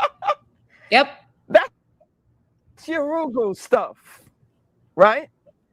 And in Iceman Inheritance, what he says is that Europeans suffer from Kronos complex, which means they are in competition with their children.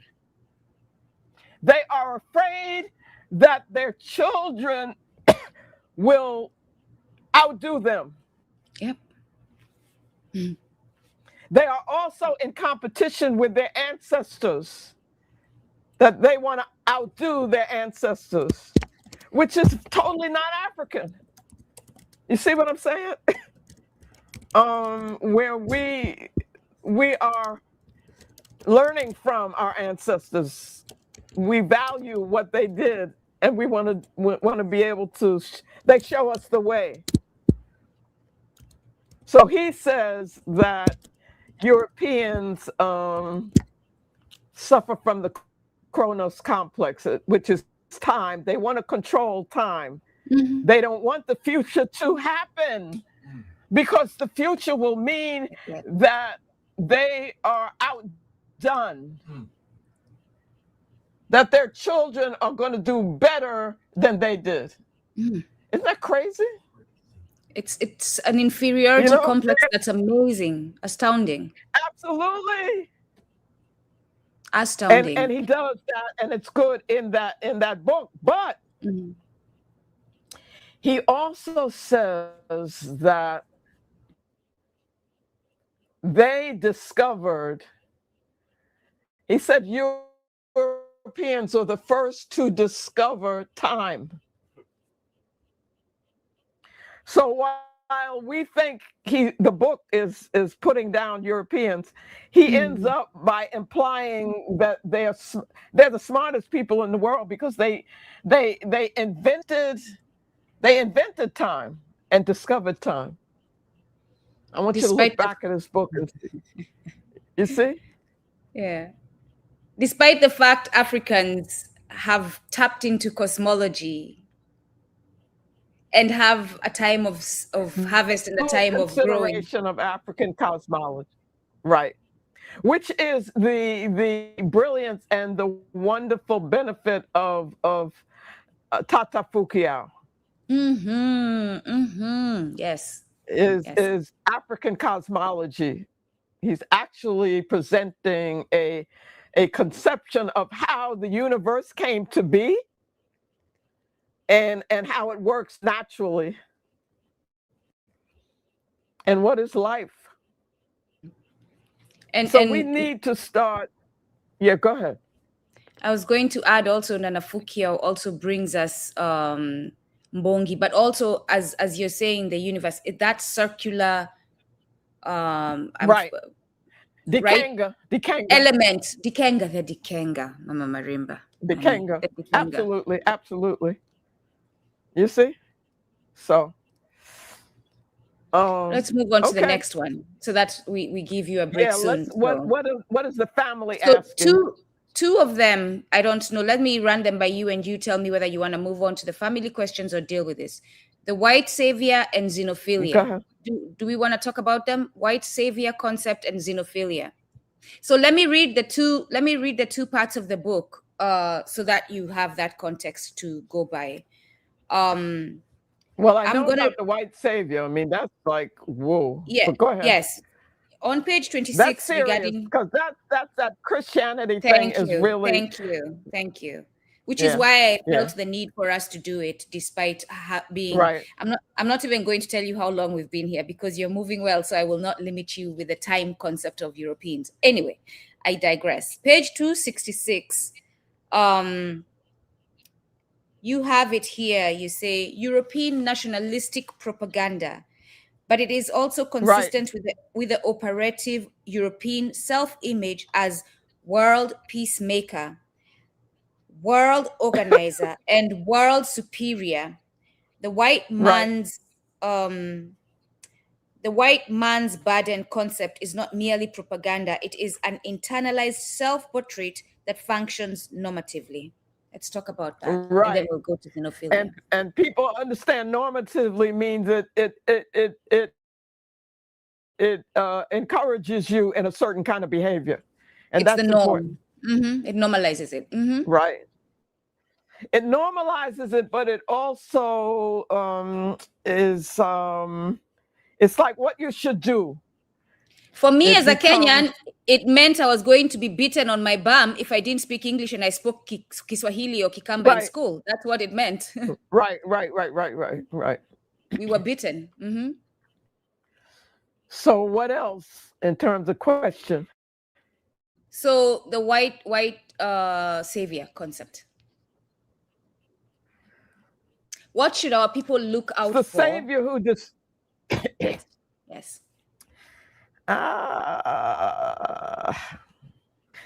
See, when I talk about, I hear these critiques of Christianity, which I'm very glad, especially on the continent, we need that very badly.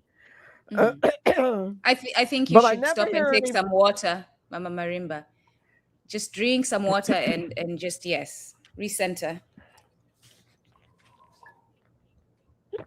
Okay, thank you so much.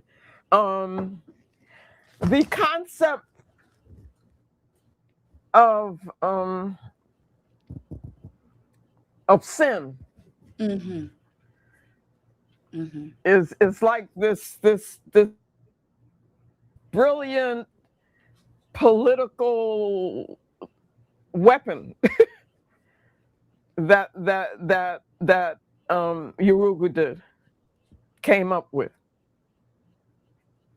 Not only do they say, and then we get confused because we confuse religion with spirit, which the major and what they call the major religions and the world religions, these are all words that you get in the academy. They aren't spiritual. They are, as 9 o'clock calls it, political instruments. Mhm. As Baba Tasu said, they are every religion is a deification of somebody's culture. And I mean, and if you follow the Asili as mechanisms of control, Mhm. they convince us, first of all, that they're bringing us religion, like that's a good thing. Like Yeah. we didn't have spirit before. We're obviously more spiritual than them. Um, but see, we didn't use spiritual the way we should have, No. or it would have told us, don't beware these, because we had prophets. That's another thing, Nduku. Remember And Ayikwe Ama talks about it in 2000 seasons? he Yes. does, and I have friends, Baba Kamau and Mhm. Mama Wambui from Kenya, who are telling me Mhm. about the prophet in Kenya, who, and I don't know the name, but who, and if they're in here, they could put it in the comments, Yes, please. who they prophesied the coming of Yurugu Mhm. to Mhm. Africa, Mhm. but we didn't listen to them and didn't act accordingly. And almost every African cultural language group, if you study them, has some tradition of that. Yeah. Some seer, as Baba Aikwe would call them, or prophet or whatever you want, who prophesied the coming and said, Mhm. "Beware." Mhm. But the xenophilia, which Yes. Job talks about in his what we call the two cradle theory, Mhm. that's a problem for us. It's very non-political. I can read it so that you speak to it. That part of the book where you talk about xenophilia and Diop. Oh, I do. Okay. Yes. Well, okay, but I would really rather take time with the comments. Are there other questions? All right, let's do that then. Let's do that. Yeah. So someone asks, and I'll put it up, and it's interesting because anyway, that's the name. Mm-hmm. Melissa Sims 2348. Our people would rather be known by that than by I digress. What type of Okay. war? War with weapons, war with thoughts, because before we said we are at war, right? She's saying, what type of war? War with weapons, war with thoughts, war with black magic. How can you fight a war with a demon with absolutely no ethical, moral, or spiritual conscience? I will have to read this, I guess, talking about reading Yurugu.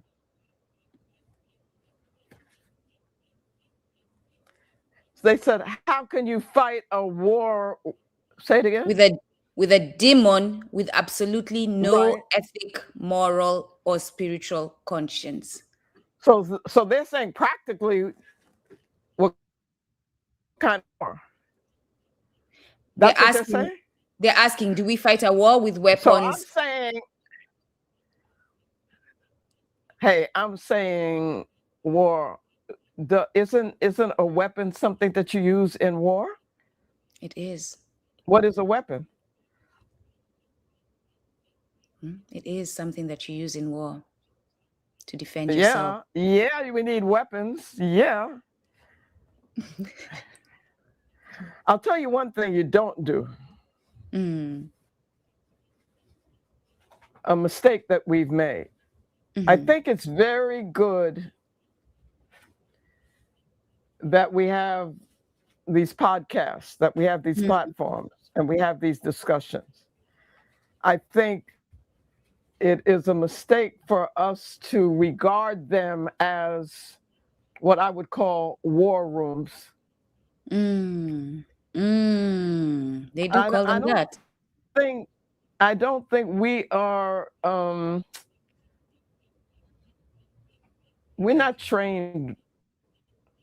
Well, one thing answer to that person's question. We definitely don't. We need training, Mm, and we need discipline. We need focus. We need to act with intentionality. Having said that, while I think the discussion is good, mm, it has its limitations, and I think we need to understand that agreed. in terms of what you accomplish in depending on where you're at and the platform and all that. What you Agreed. know what I mean? Yeah. Agreed. But in the limited space we are in, we are Okay. African. We're not lineal. We don't have to take this or the other. We take everything that is required based on the need and the challenge. If that answers the question without getting into it, which we will not do in I this see what space. you're saying in terms of answering the person's question. Exactly. Yeah, we got to do what we got to do. But one thing you Exactly. don't do in answer to that person's question, you do not approach or think that you're fighting a psychopath with moral suasion. Thank I you so don't know much. if that helps to answer part of your question. It not only helps to answer it, I'm going to expand on that. You cannot come here talking about Nduku, you're being aggressive. Absolutely. You cannot come here talking about Nduku, you're not being professional. Absolutely. Absolutely. I don't seek to be professional. I'm at war. Yeah, I don't. those are concepts. Yeah, that's a concept that I think really, that's a definite academic Yurugu concept that is counterproductive to African sovereignty. Mama Marimba Ani. Just as the idea of success, what we consider to be success, and so Progress, forth. I which mean, you all talk these about things. in the book. Progress. Progress, definitely. Political Definitely. correctness. All this Definitely. nonsense. Definitely. Right. Turn the other cheek. The most basic one that is No. stopping you from acting. And see, that's yeah. All No. right. No. So we move on to the next one. Yes. What did you mean by, first of all, I'm going to say this to those of you in the chat because I'm in the process of Africanizing and because I'm being intentional about letting us know protocol. When you're speaking to an elder, you don't say, what did she mean? You say, what did Mama Marimba Ani or Mama Marimba mean? So I say this to my children all the time. Mama Marimba Ani, I'm digressing, but it's important. Right. I say this to my children all the time. If I'm in the room and my son is explaining something to the others and he says, she, Absolutely. and he's talking about me, I'm saying, no. I am not she to you. Mom said, my mom said, it's a point of respect. So just something to point out, if whoever asked this question is a Mwana Ubuntu and you care to Africanize, correct that. So your question should be, what did Mama Marimba mean by ritually acting out ideologies in June?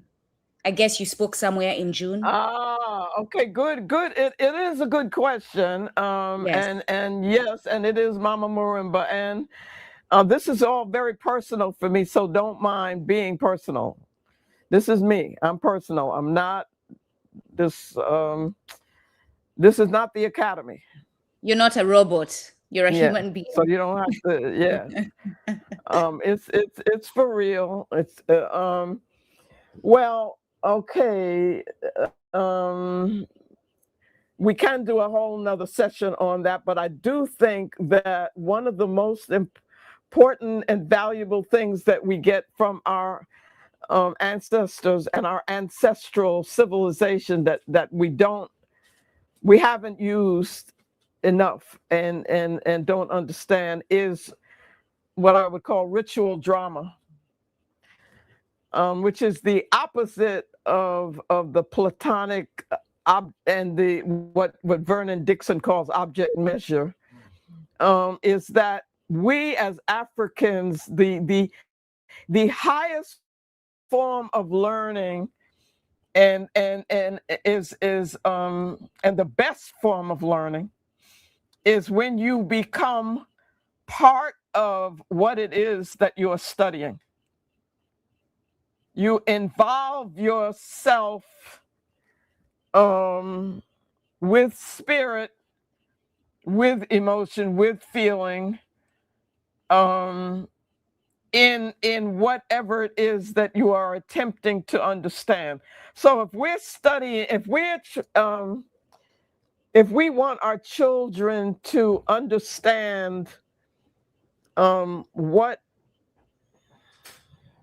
we want our children to praise our ancestors and our ancestral way, our way, then what we do is we have them act out and participate in and acting out of what our ancestors did, what they experienced, what they did to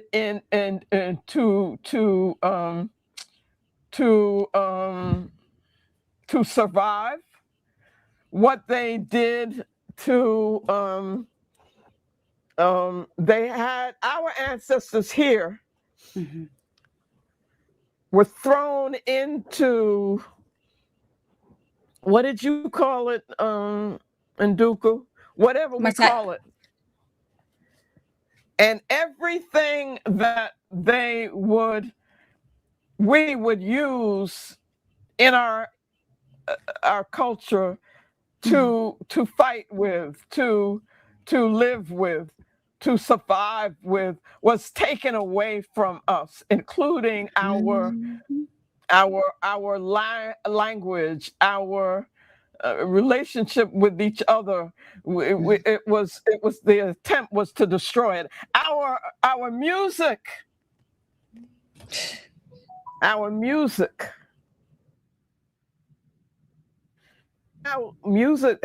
we use music, and how brilliant African music is.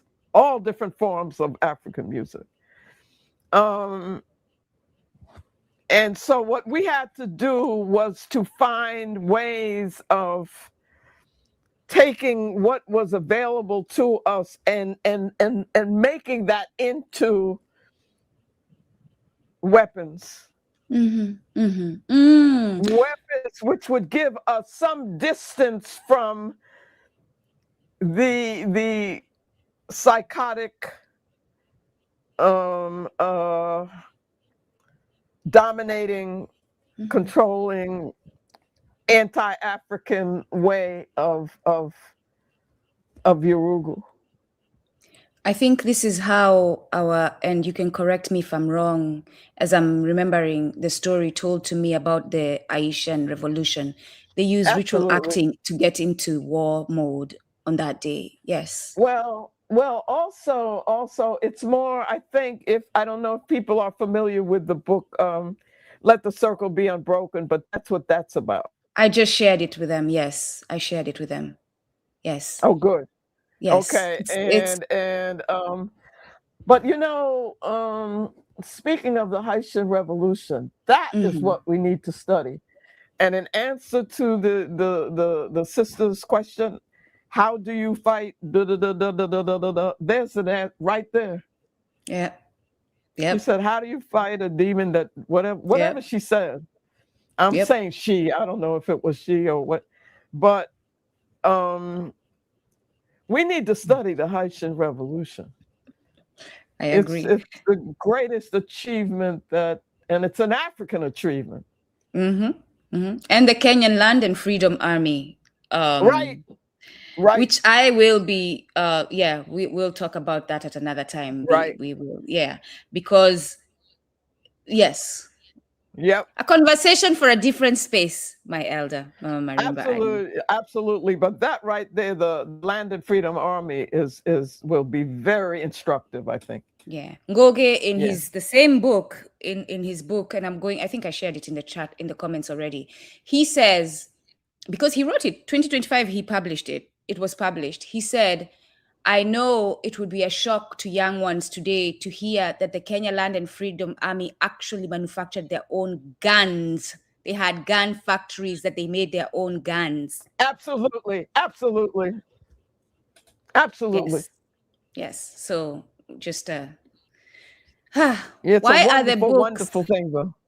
Yes. Why are the books of our scholars so expensive to put us off not purchasing to read? I remember the first time I searched for Yurugu on Amazon, it was over £200. I have the answer, but Mama Marimba, let's hear. Okay, first of all, one answer to that, there are a couple of answers to that. And I'm going to let Baba Damani give one answer to it, because we have to do our own publishing. But one thing is, people have become conditioned, that's one thing, to go into Amazon. I mean, I'll hear people, and the first thing they say to me is they went to Amazon to get stuff. Whereas this Yurugu is published by a wonderful African, Baba Nati, out of Baltimore, by African World Books. It was originally published by Baba Kasahun, which was African World Press. And then we kind of took it over, and I became involved in the publication myself. Now, Amazon is an example of how Yurugu organizes for war, and to understand the entire culture. The entire culture is about them gaining control and domination over other. And Amazon as a company is a case in point. So one of the things that Amazon does is, if they identify a book as being valuable to us, or something that we want, they'll put a price on it. But also, you have to understand that people on Amazon you have individuals who are selling. Yes, self-publishing, but it's not really self-publishing given the money. We'll talk about it. Yeah. And I don't mean self-publishing. Oh, yes, I mean, yes. What do you call that when somebody has a store and they're selling something? They do it on YouTube too. No, not vendors, not vendors. There's another word. It's something like that. It's something like that. But they will put something up, and they'll put whatever it is they think they can get. And if they thought they could get you to pay $1,000, they'll put that up there. So that's one answer to your question. Don't go to Amazon. The other is, and we're going to let Baba Damani talk a little bit. We need our own. And we now have a Pan-African publishing company.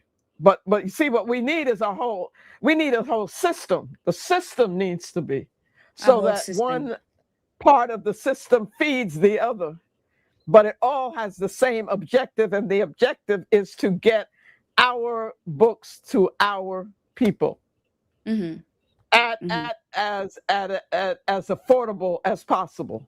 So that's another part of it. So you've got to understand, you're critiquing a whole system, and probably Yurugu, which was not said in the book, we should look at European culture as a system. of white power. Yeah. You know, I think and it's you can derive it from the book. So now the okay, job is on those of us who have taught and do is to pass on apply knowledge, is to the apply analysis. exactly to the occasion or to the Yes, different aspects of and life. that's what I Yes, think we haven't done. Yeah. yes, yeah, we will do that. Um. So,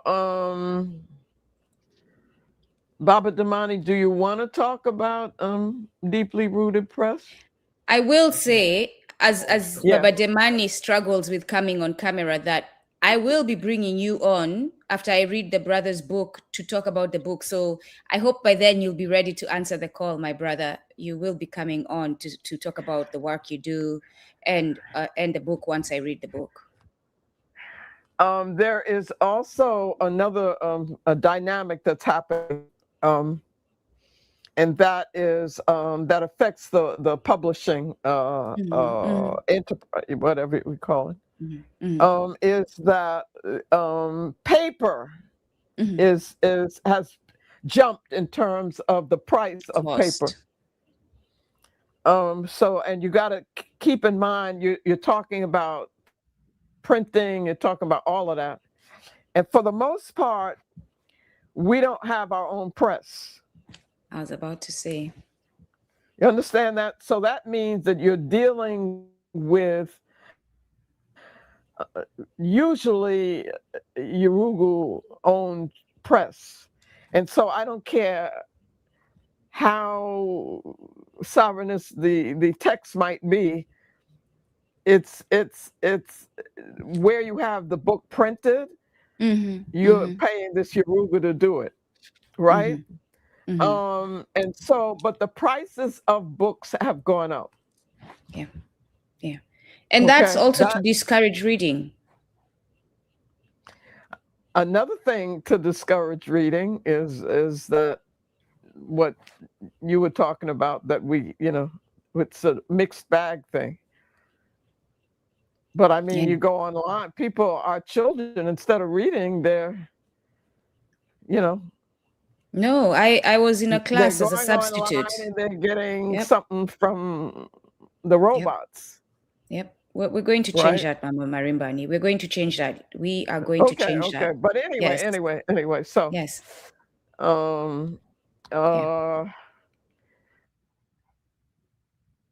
We have the last question. Disappointed, I'm very much okay. But having said all of this, I'm a person, it'll seem contradictory. I love being a student. Yes. I love learning. I love reading. And so I'm old school in that sense. And I taught, for 25 years at undergraduate. And so with my granddaughter and my other that I can call grandchildren, they may not be biological children, they're going to college. So I'm looking at, okay, well, show me the syllabus. They don't even get a syllabus. Or my children, when they're in high school and they're in school, I'm saying, show me, where's the textbook? And they may not have a book. Everything's online. Everything. No, I just took 2 courses with no textbook. No tech. Right. I'm that's disappointing for me because of how I was, I don't know, raised, I guess, that I love. So there is that. There is the discouraging. So even teachers are not using books. Yeah. And so you find our children come out of school and they also don't write. And yet I think writing is valuable for us, in the movement, but they're not taught that. So one of the lessons, that's definitely one of the lessons we should have learned through Ma'afa, that writing must be something we take on now. Definitely something we take on. Okay. The last question, Mama Marimba Ani, and as we go Okay. to it, I want to thank you so much for being here with us. Thank you, asante, asante sana. Mama Marimba Ani, please speak on Freedom Summer because it is lauded by former SNCC members to this day. So you mentioned before you didn't agree with Freedom Summer. Say more. Tell us what was. Oh, Yes, tell us more. I will not put my oh, own words in it. Yes, please.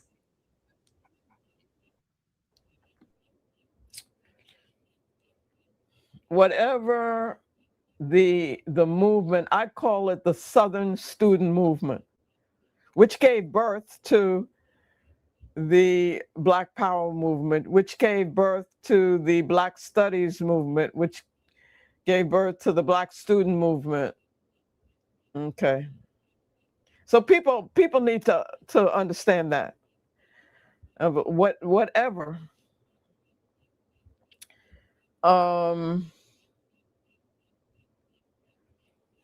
It was ours. No matter what critique you might have. So I don't call it the civil rights movement. So obviously it's very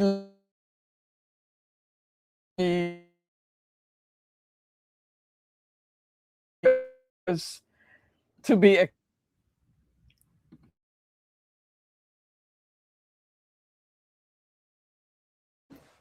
Is it, hold on real quick. Is it just me, to those of you in the audience? Is it pausing for you as well? Mama Marimba, hold on real quick. I don't think it's me. It's paused, right? Okay. Let's give it a minute.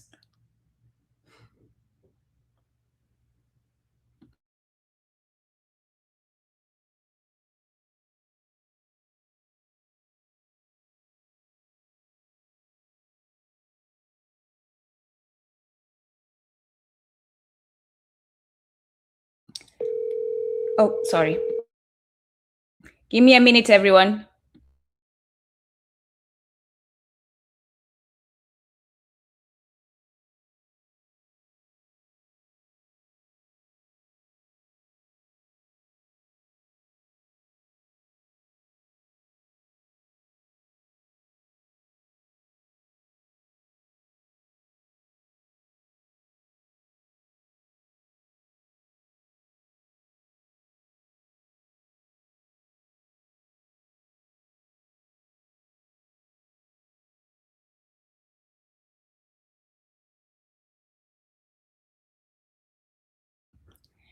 All right, our people. I am so grateful. Mama Marimba Ani is going to be reconnected. And she will use, thankfully, I thank you, ancestors and our creator. Nothing is a coincidence. This moment to just relax and then we can close, right? We have asked a lot of her today. It is 3 hours. She doesn't even know that. Wait until I tell her how long we took here. Thank you all for joining us. I appreciate you all. Like Noire said, and I thank him. Thank you, Noire, for reminding the people to subscribe, like, share. We cannot do this work without your support. I will tell you that. I don't build Kumbukeni by myself. It is the community that builds Kumbukeni. It is the community that shares. It is the community that inspires me to get up every time. It's a challenging task and do the work. So without your support, those things do not happen. Here we go. Let's see. All right. We put you back on. You're back on. Yeah, I'm back. And so Asante Sana. Asante sana, ndio. And so you have to what I think people don't know, but which I learned, and coming out of New York, coming out of Harlem, this was new to me. But while we were actually in the movement in Mississippi, there were people that I knew and loved, good people, potential warrior soldiers who had difficulty, and I'm going to say this, it sounds extreme, but it's true, had difficulty looking a white person in the eyes. Does everybody understand what I'm saying? It's hard to imagine because you don't know that, and you're at such a different place. But they had been so conditioned in, that's the kind of place Mississippi was. So that us coming, we were really outsiders in one sense, but we come down as coming from the north. I'm coming from Harlem, where we confront everything, right, Damani? I mean,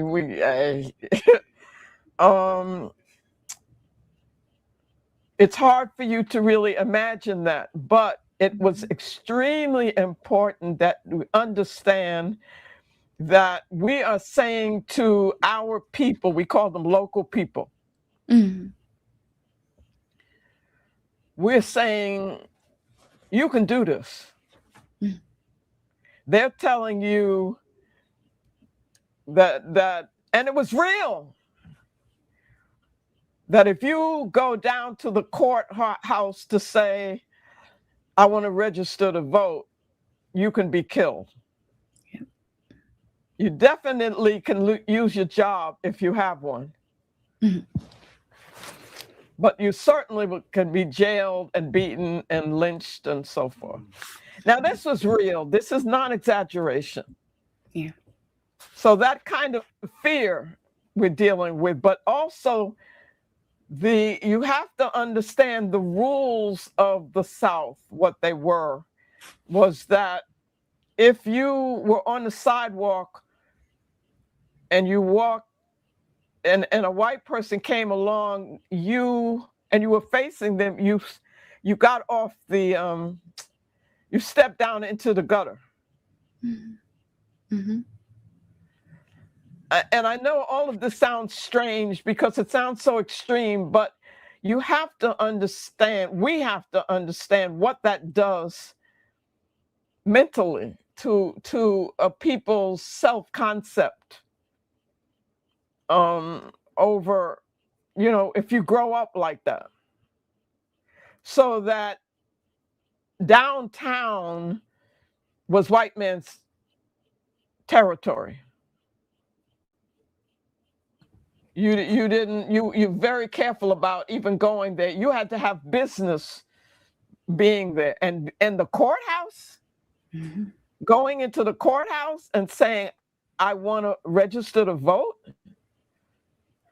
those for them is fighting words for the white people. You got to remember you're dealing with psychotics, but you're dealing with psychotics who had total control over an area. So the fact that you got our people like Medgar Evers and so forth to confront that and say, no, we're not going to let you do that anymore. It's one thing saying that in New York. It's another thing saying it in Mississippi and doing it and acting it out.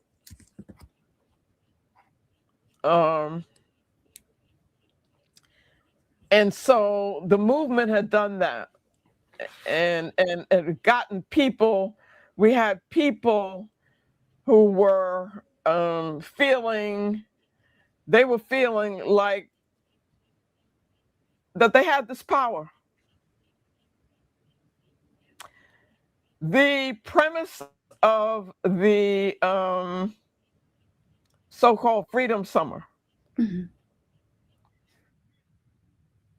was that if you got, it was one thing for Black people to be suffering in this way and to be treated this way. Murdered. But if you got the sons and daughters of quote unquote professional white people, sons and daughters of Congress people,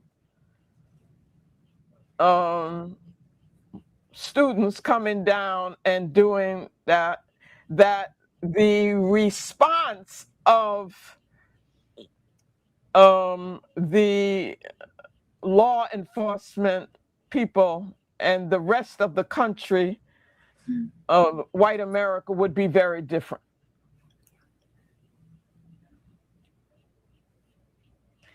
And so what Freedom Summer represented was the recruitment of hundreds of white students coming down. And you have to realize these are privileged people as far as we're concerned, right?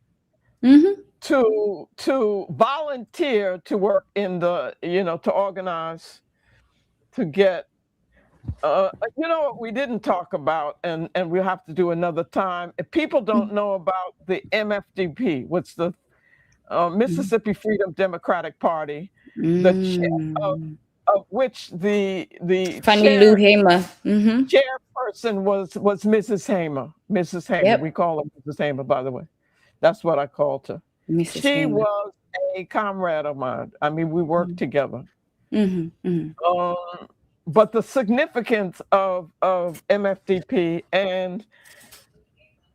but what it meant for her to do that, as opposed to outsiders, and that's what they call the white people call us outside agitators, to conceive of this whole thing, and then we're telling you this is what you should do, but you know what it is that you're going to have to deal with as a real result of doing it. So what that took and what that represented spiritually, emotionally, politically, consciously. And I watched Mrs. Hamer grow in consciousness because, by the way, I also had the privilege of going to Guinea with her in 1964. Yes. At the invitation of Sekou Touré, Nana Sekou Touré. So what that meant, then you're going to bring in and remember where they had come from. They had come from, and still some of them still were there,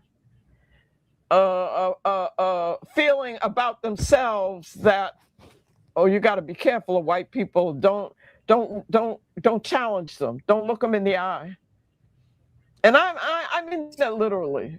I know people will think I'm exaggerating, but it's true. And somebody who is from Mississippi or from somebody who knows it will be able to affirm what I'm saying. But to come from there to the point of actually signing up and becoming registered in MFDP, the Freedom Democratic Party. I was the organizer of registration, freedom registration, by the way. And then to have all of these come down, and by the way, they become, I think, Nduku, they have to be perceived as white saviors.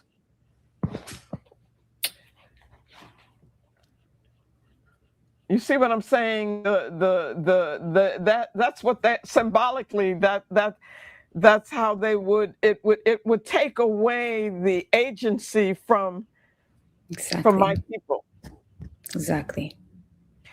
And what I foresaw, what I really was opposed to, I'm so mad, was that when they tell the story of it after the fact, is that they would be given credit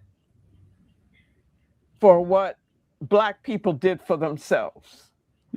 So you would get all of these things saying, this was a great, freedom summer, and all these white people came down, they did this, and they did the freedom schools, and but our people were doing that in the movement before they came, and in fact laid the groundwork for it. And I didn't like that. Yeah. and I argued against it, and I was called a racist for arguing against it.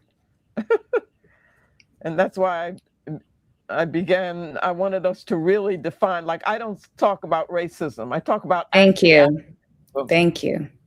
Yeah, because Thank you you. can define that any way you want to, and it's too vague. Everything we do and the way we talk needs to be intentional. The words we use Yes. need to be intentional. Yeah. Okay? Yeah. Within the context of world African sovereignty. So I was very against it.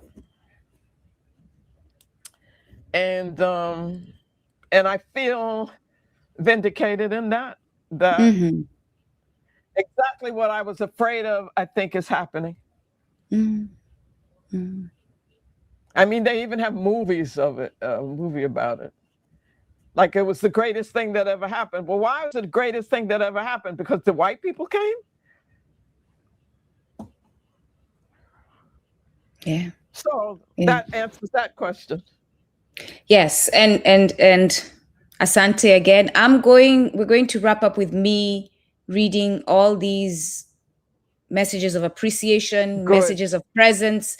And while I do that, you can take a deep breath and relax and just take it in. And then we can close with salams or whatever greetings or whatever we decide we are closing with. But I appreciate you so much.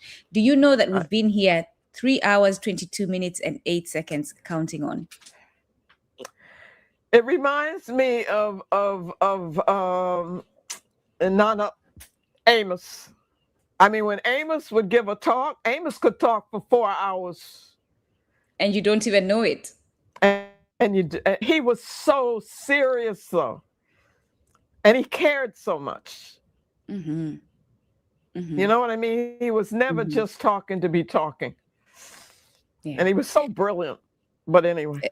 As we go to the comments, before I wanted to jump in and say, but didn't want to stop you from your thought regarding the question on what do we need for war. We most definitely, and since we are not thinking mechanically or objectifying ourselves or whatever, we need a great uncompromising love for our people, our way, absolutely, and our continent, our motherland. That is necessary. That's what makes the difference. All right. Habari gani? Baba Imhotep is in the building. I saw your short. I know, right? I saw your short video talking about scientific Pan-Africanism. Great job. Asante sana, Baba Imhotep. I called Mama. I messaged her. I was like, this is a great article.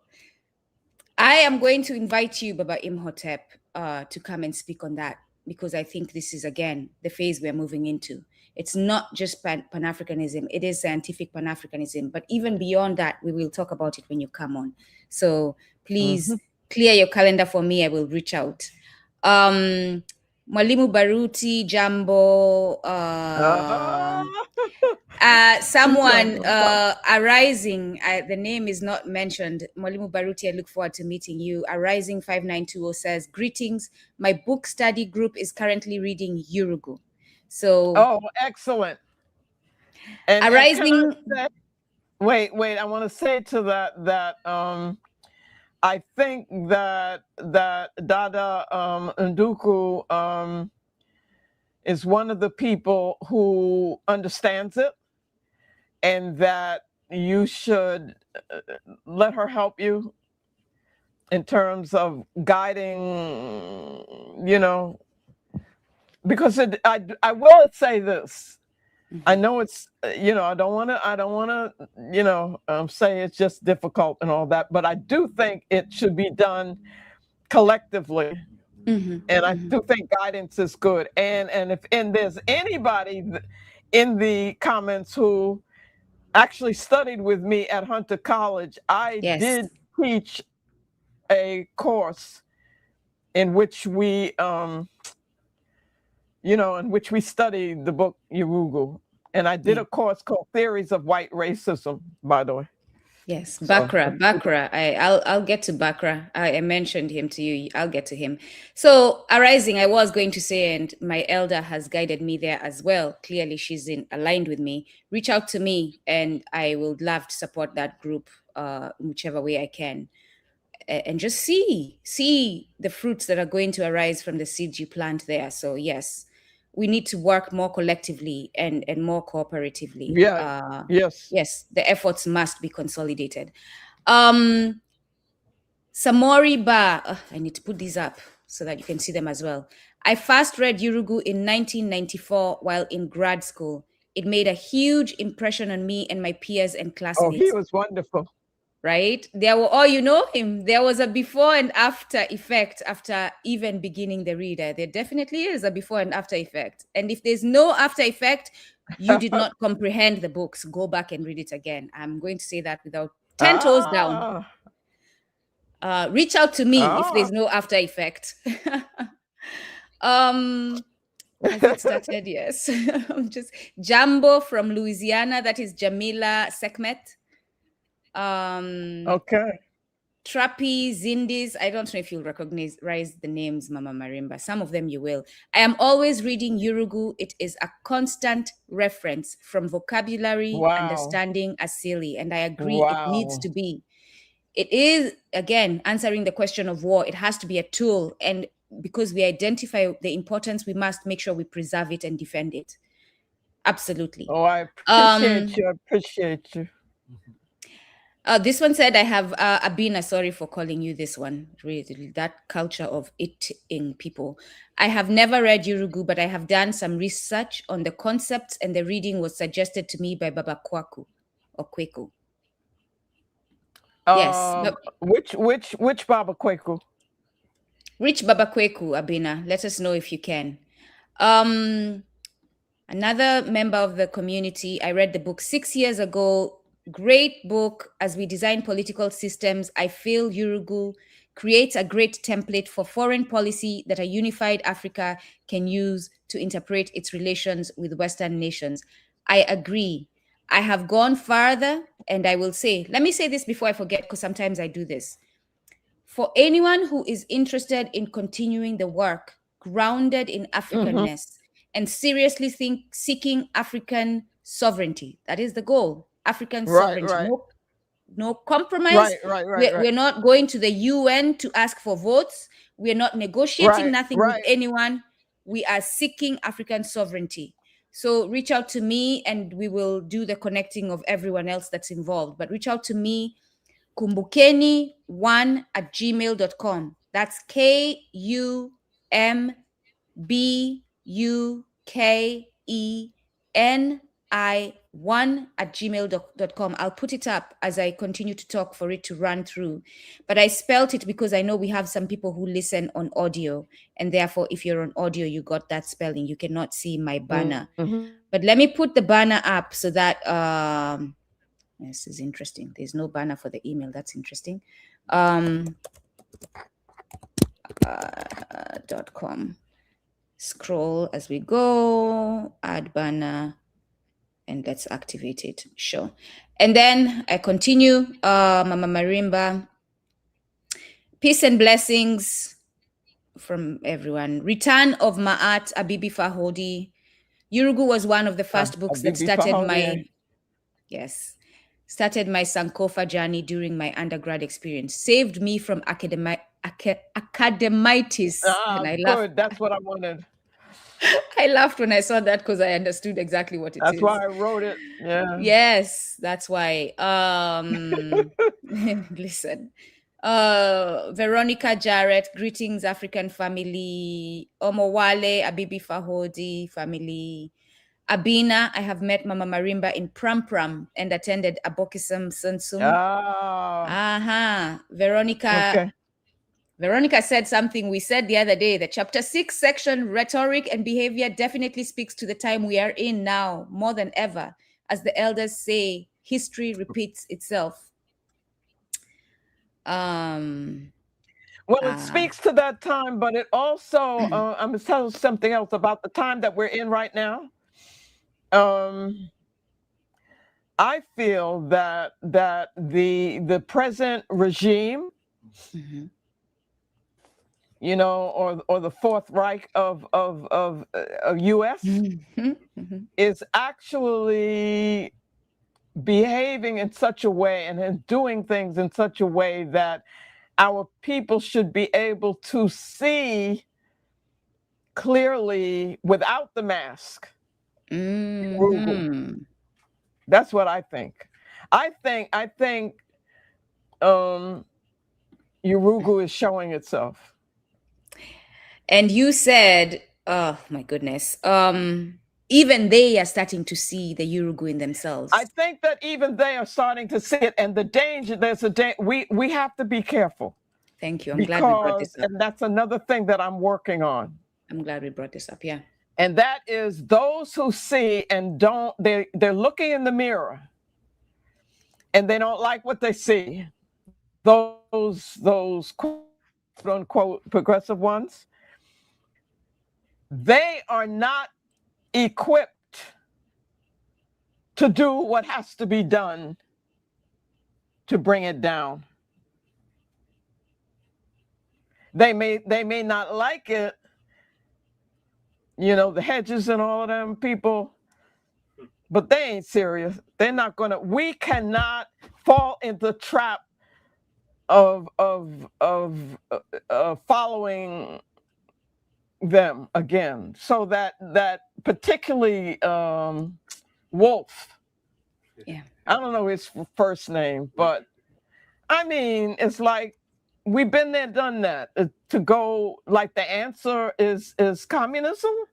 No, The Asili will communism. not allow them. Mm-hmm. Communism didn't do that. But I don't know. I think that our people could easily sense, anybody who's anti-Trump it's got to be good. It's got to be the way to go. But let me tell you something. I wanted to tell you this, Nduku, Mm-hmm. because when you were having your debate and all that, and I was like, Oh. why would you even bother?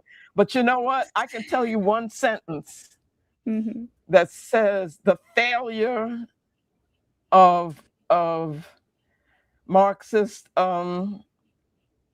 analysis and theory. Mm-hmm. Guess what?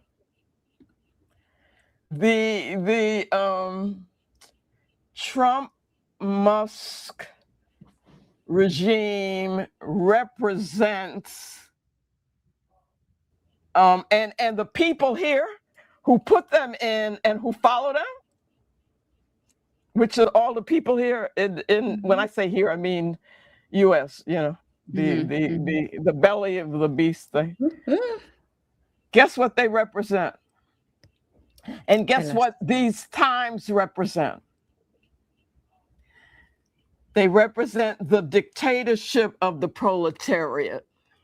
Mm. Now, anybody who's really into Yes. Marxist theory will understand how devastating that is to say that.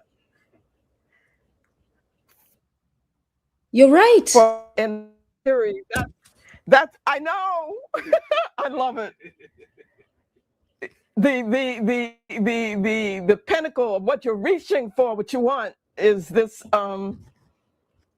is that this class, this working class people, they are going to, and it's how he defines the working class. You see, everything is defined in materialist terms. They are going to save the world because they will, in fact, they will represent the state that they build will be the non-state. It's no longer a state. There will no longer be classes. They will no longer be this. They will those. But the people that he talked, they put Trump and Musk and all of them in power. The proletariats put him in power. You're right. And they think so poorly. They are so not.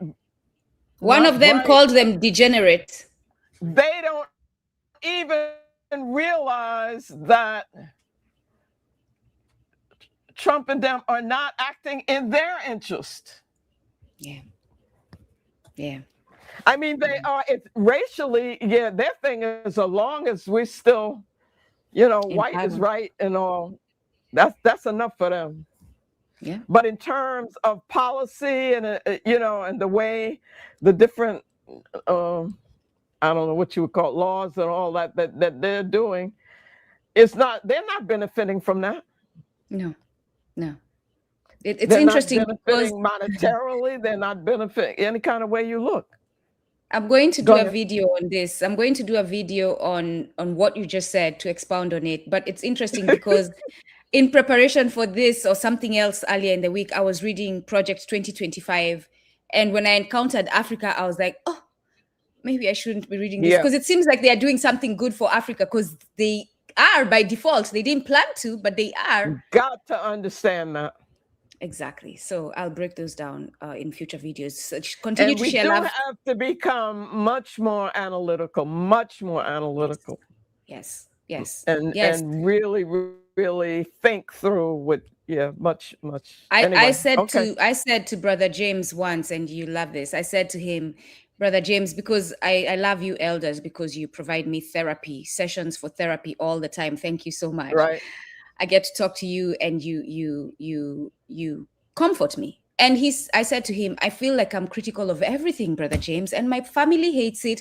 People around me hate it, but I can't help myself. He says, that's what you need to be, critical of everything. Everything. Because what it really is you have to understand that we're in Ma'afa, and you have to know what Ma'afa is. And it is an order. It is a way of ordering reality that is destructive of African life. And it is destruction. Yes. It is destruction. Seto Wunokware, sending love. Jadorian Chimurenga, he's a former student of mine. I hope he returns to learn Kiswahili. He was doing well, so we'll get that taken care of. April Tremble, Hotep, Baba Olaitan, Hotep, Mama Marimba, good to see you. Blessings from Tallahassee. Ido Bale, Wonderful. for my mommy, teacher and great leader. Ashe Mwaye Basura says Ashe. D Brown, Hotep. Marie Fernanda Paramirez, saludos, Mama Marimba Ani. I'm hoping, and I see from the picture, our family in the South, the Americas, South, in Brazil, and them have joined us. Amor Infinita. Yes. My goodness, I'm sorry. We're gonna have to end, and yes, and the thing is, I'm so grateful. I'll share the love later when we speak. I'll share with you all the love later when we speak. Okay, yes. good. Because we do need to rest. And I thank you all for coming on. I also thank anybody who was my student at Hunter that helped me. But Damani and Ola Eshu have been so wonderful. But look at the patience. I mean, they've been sitting here through this whole thing. So I don't want to. Yes. I don't want to be abusive. Yes. Oh yes, Asanteni, my brother. Go on, Mama. And everybody needs to be studying an African language. Everybody, every African person. That should be an objective, to become fluent in an African language. Yes. I know I want to. So yeah, say that again loudly so that Noire can hear you. I want him to hear that message. Say one more time. Everyone needs to learn an African language. No, Mama Marimba. Every African person. If you are saying you're purporting to be African sovereignist, but if you really are, you will be studying an African language. You will be learning one. That will be an objective that you'll do that. Asante sana, my brothers. Make sure that Mama Marimba rests. Mama Marimba, make sure you rest. We will talk at another time. Thank you. Kila laheri, baraka baraka. And I thank you all in the family. Thank you all in the chats, in the comments. Thank you all for supporting. Be well, everyone. Be well and be grounded in service to our people. The goal is African sovereignty. No compromise, no negotiations, Absolutely. And no that means signatures. power, by the way. Power. Power. It is defined in terms of power. Total power. Thank you. Thank you, Mama Marimba Ani. All right, kwaherini. Kila laheri. Asanteni. Whew.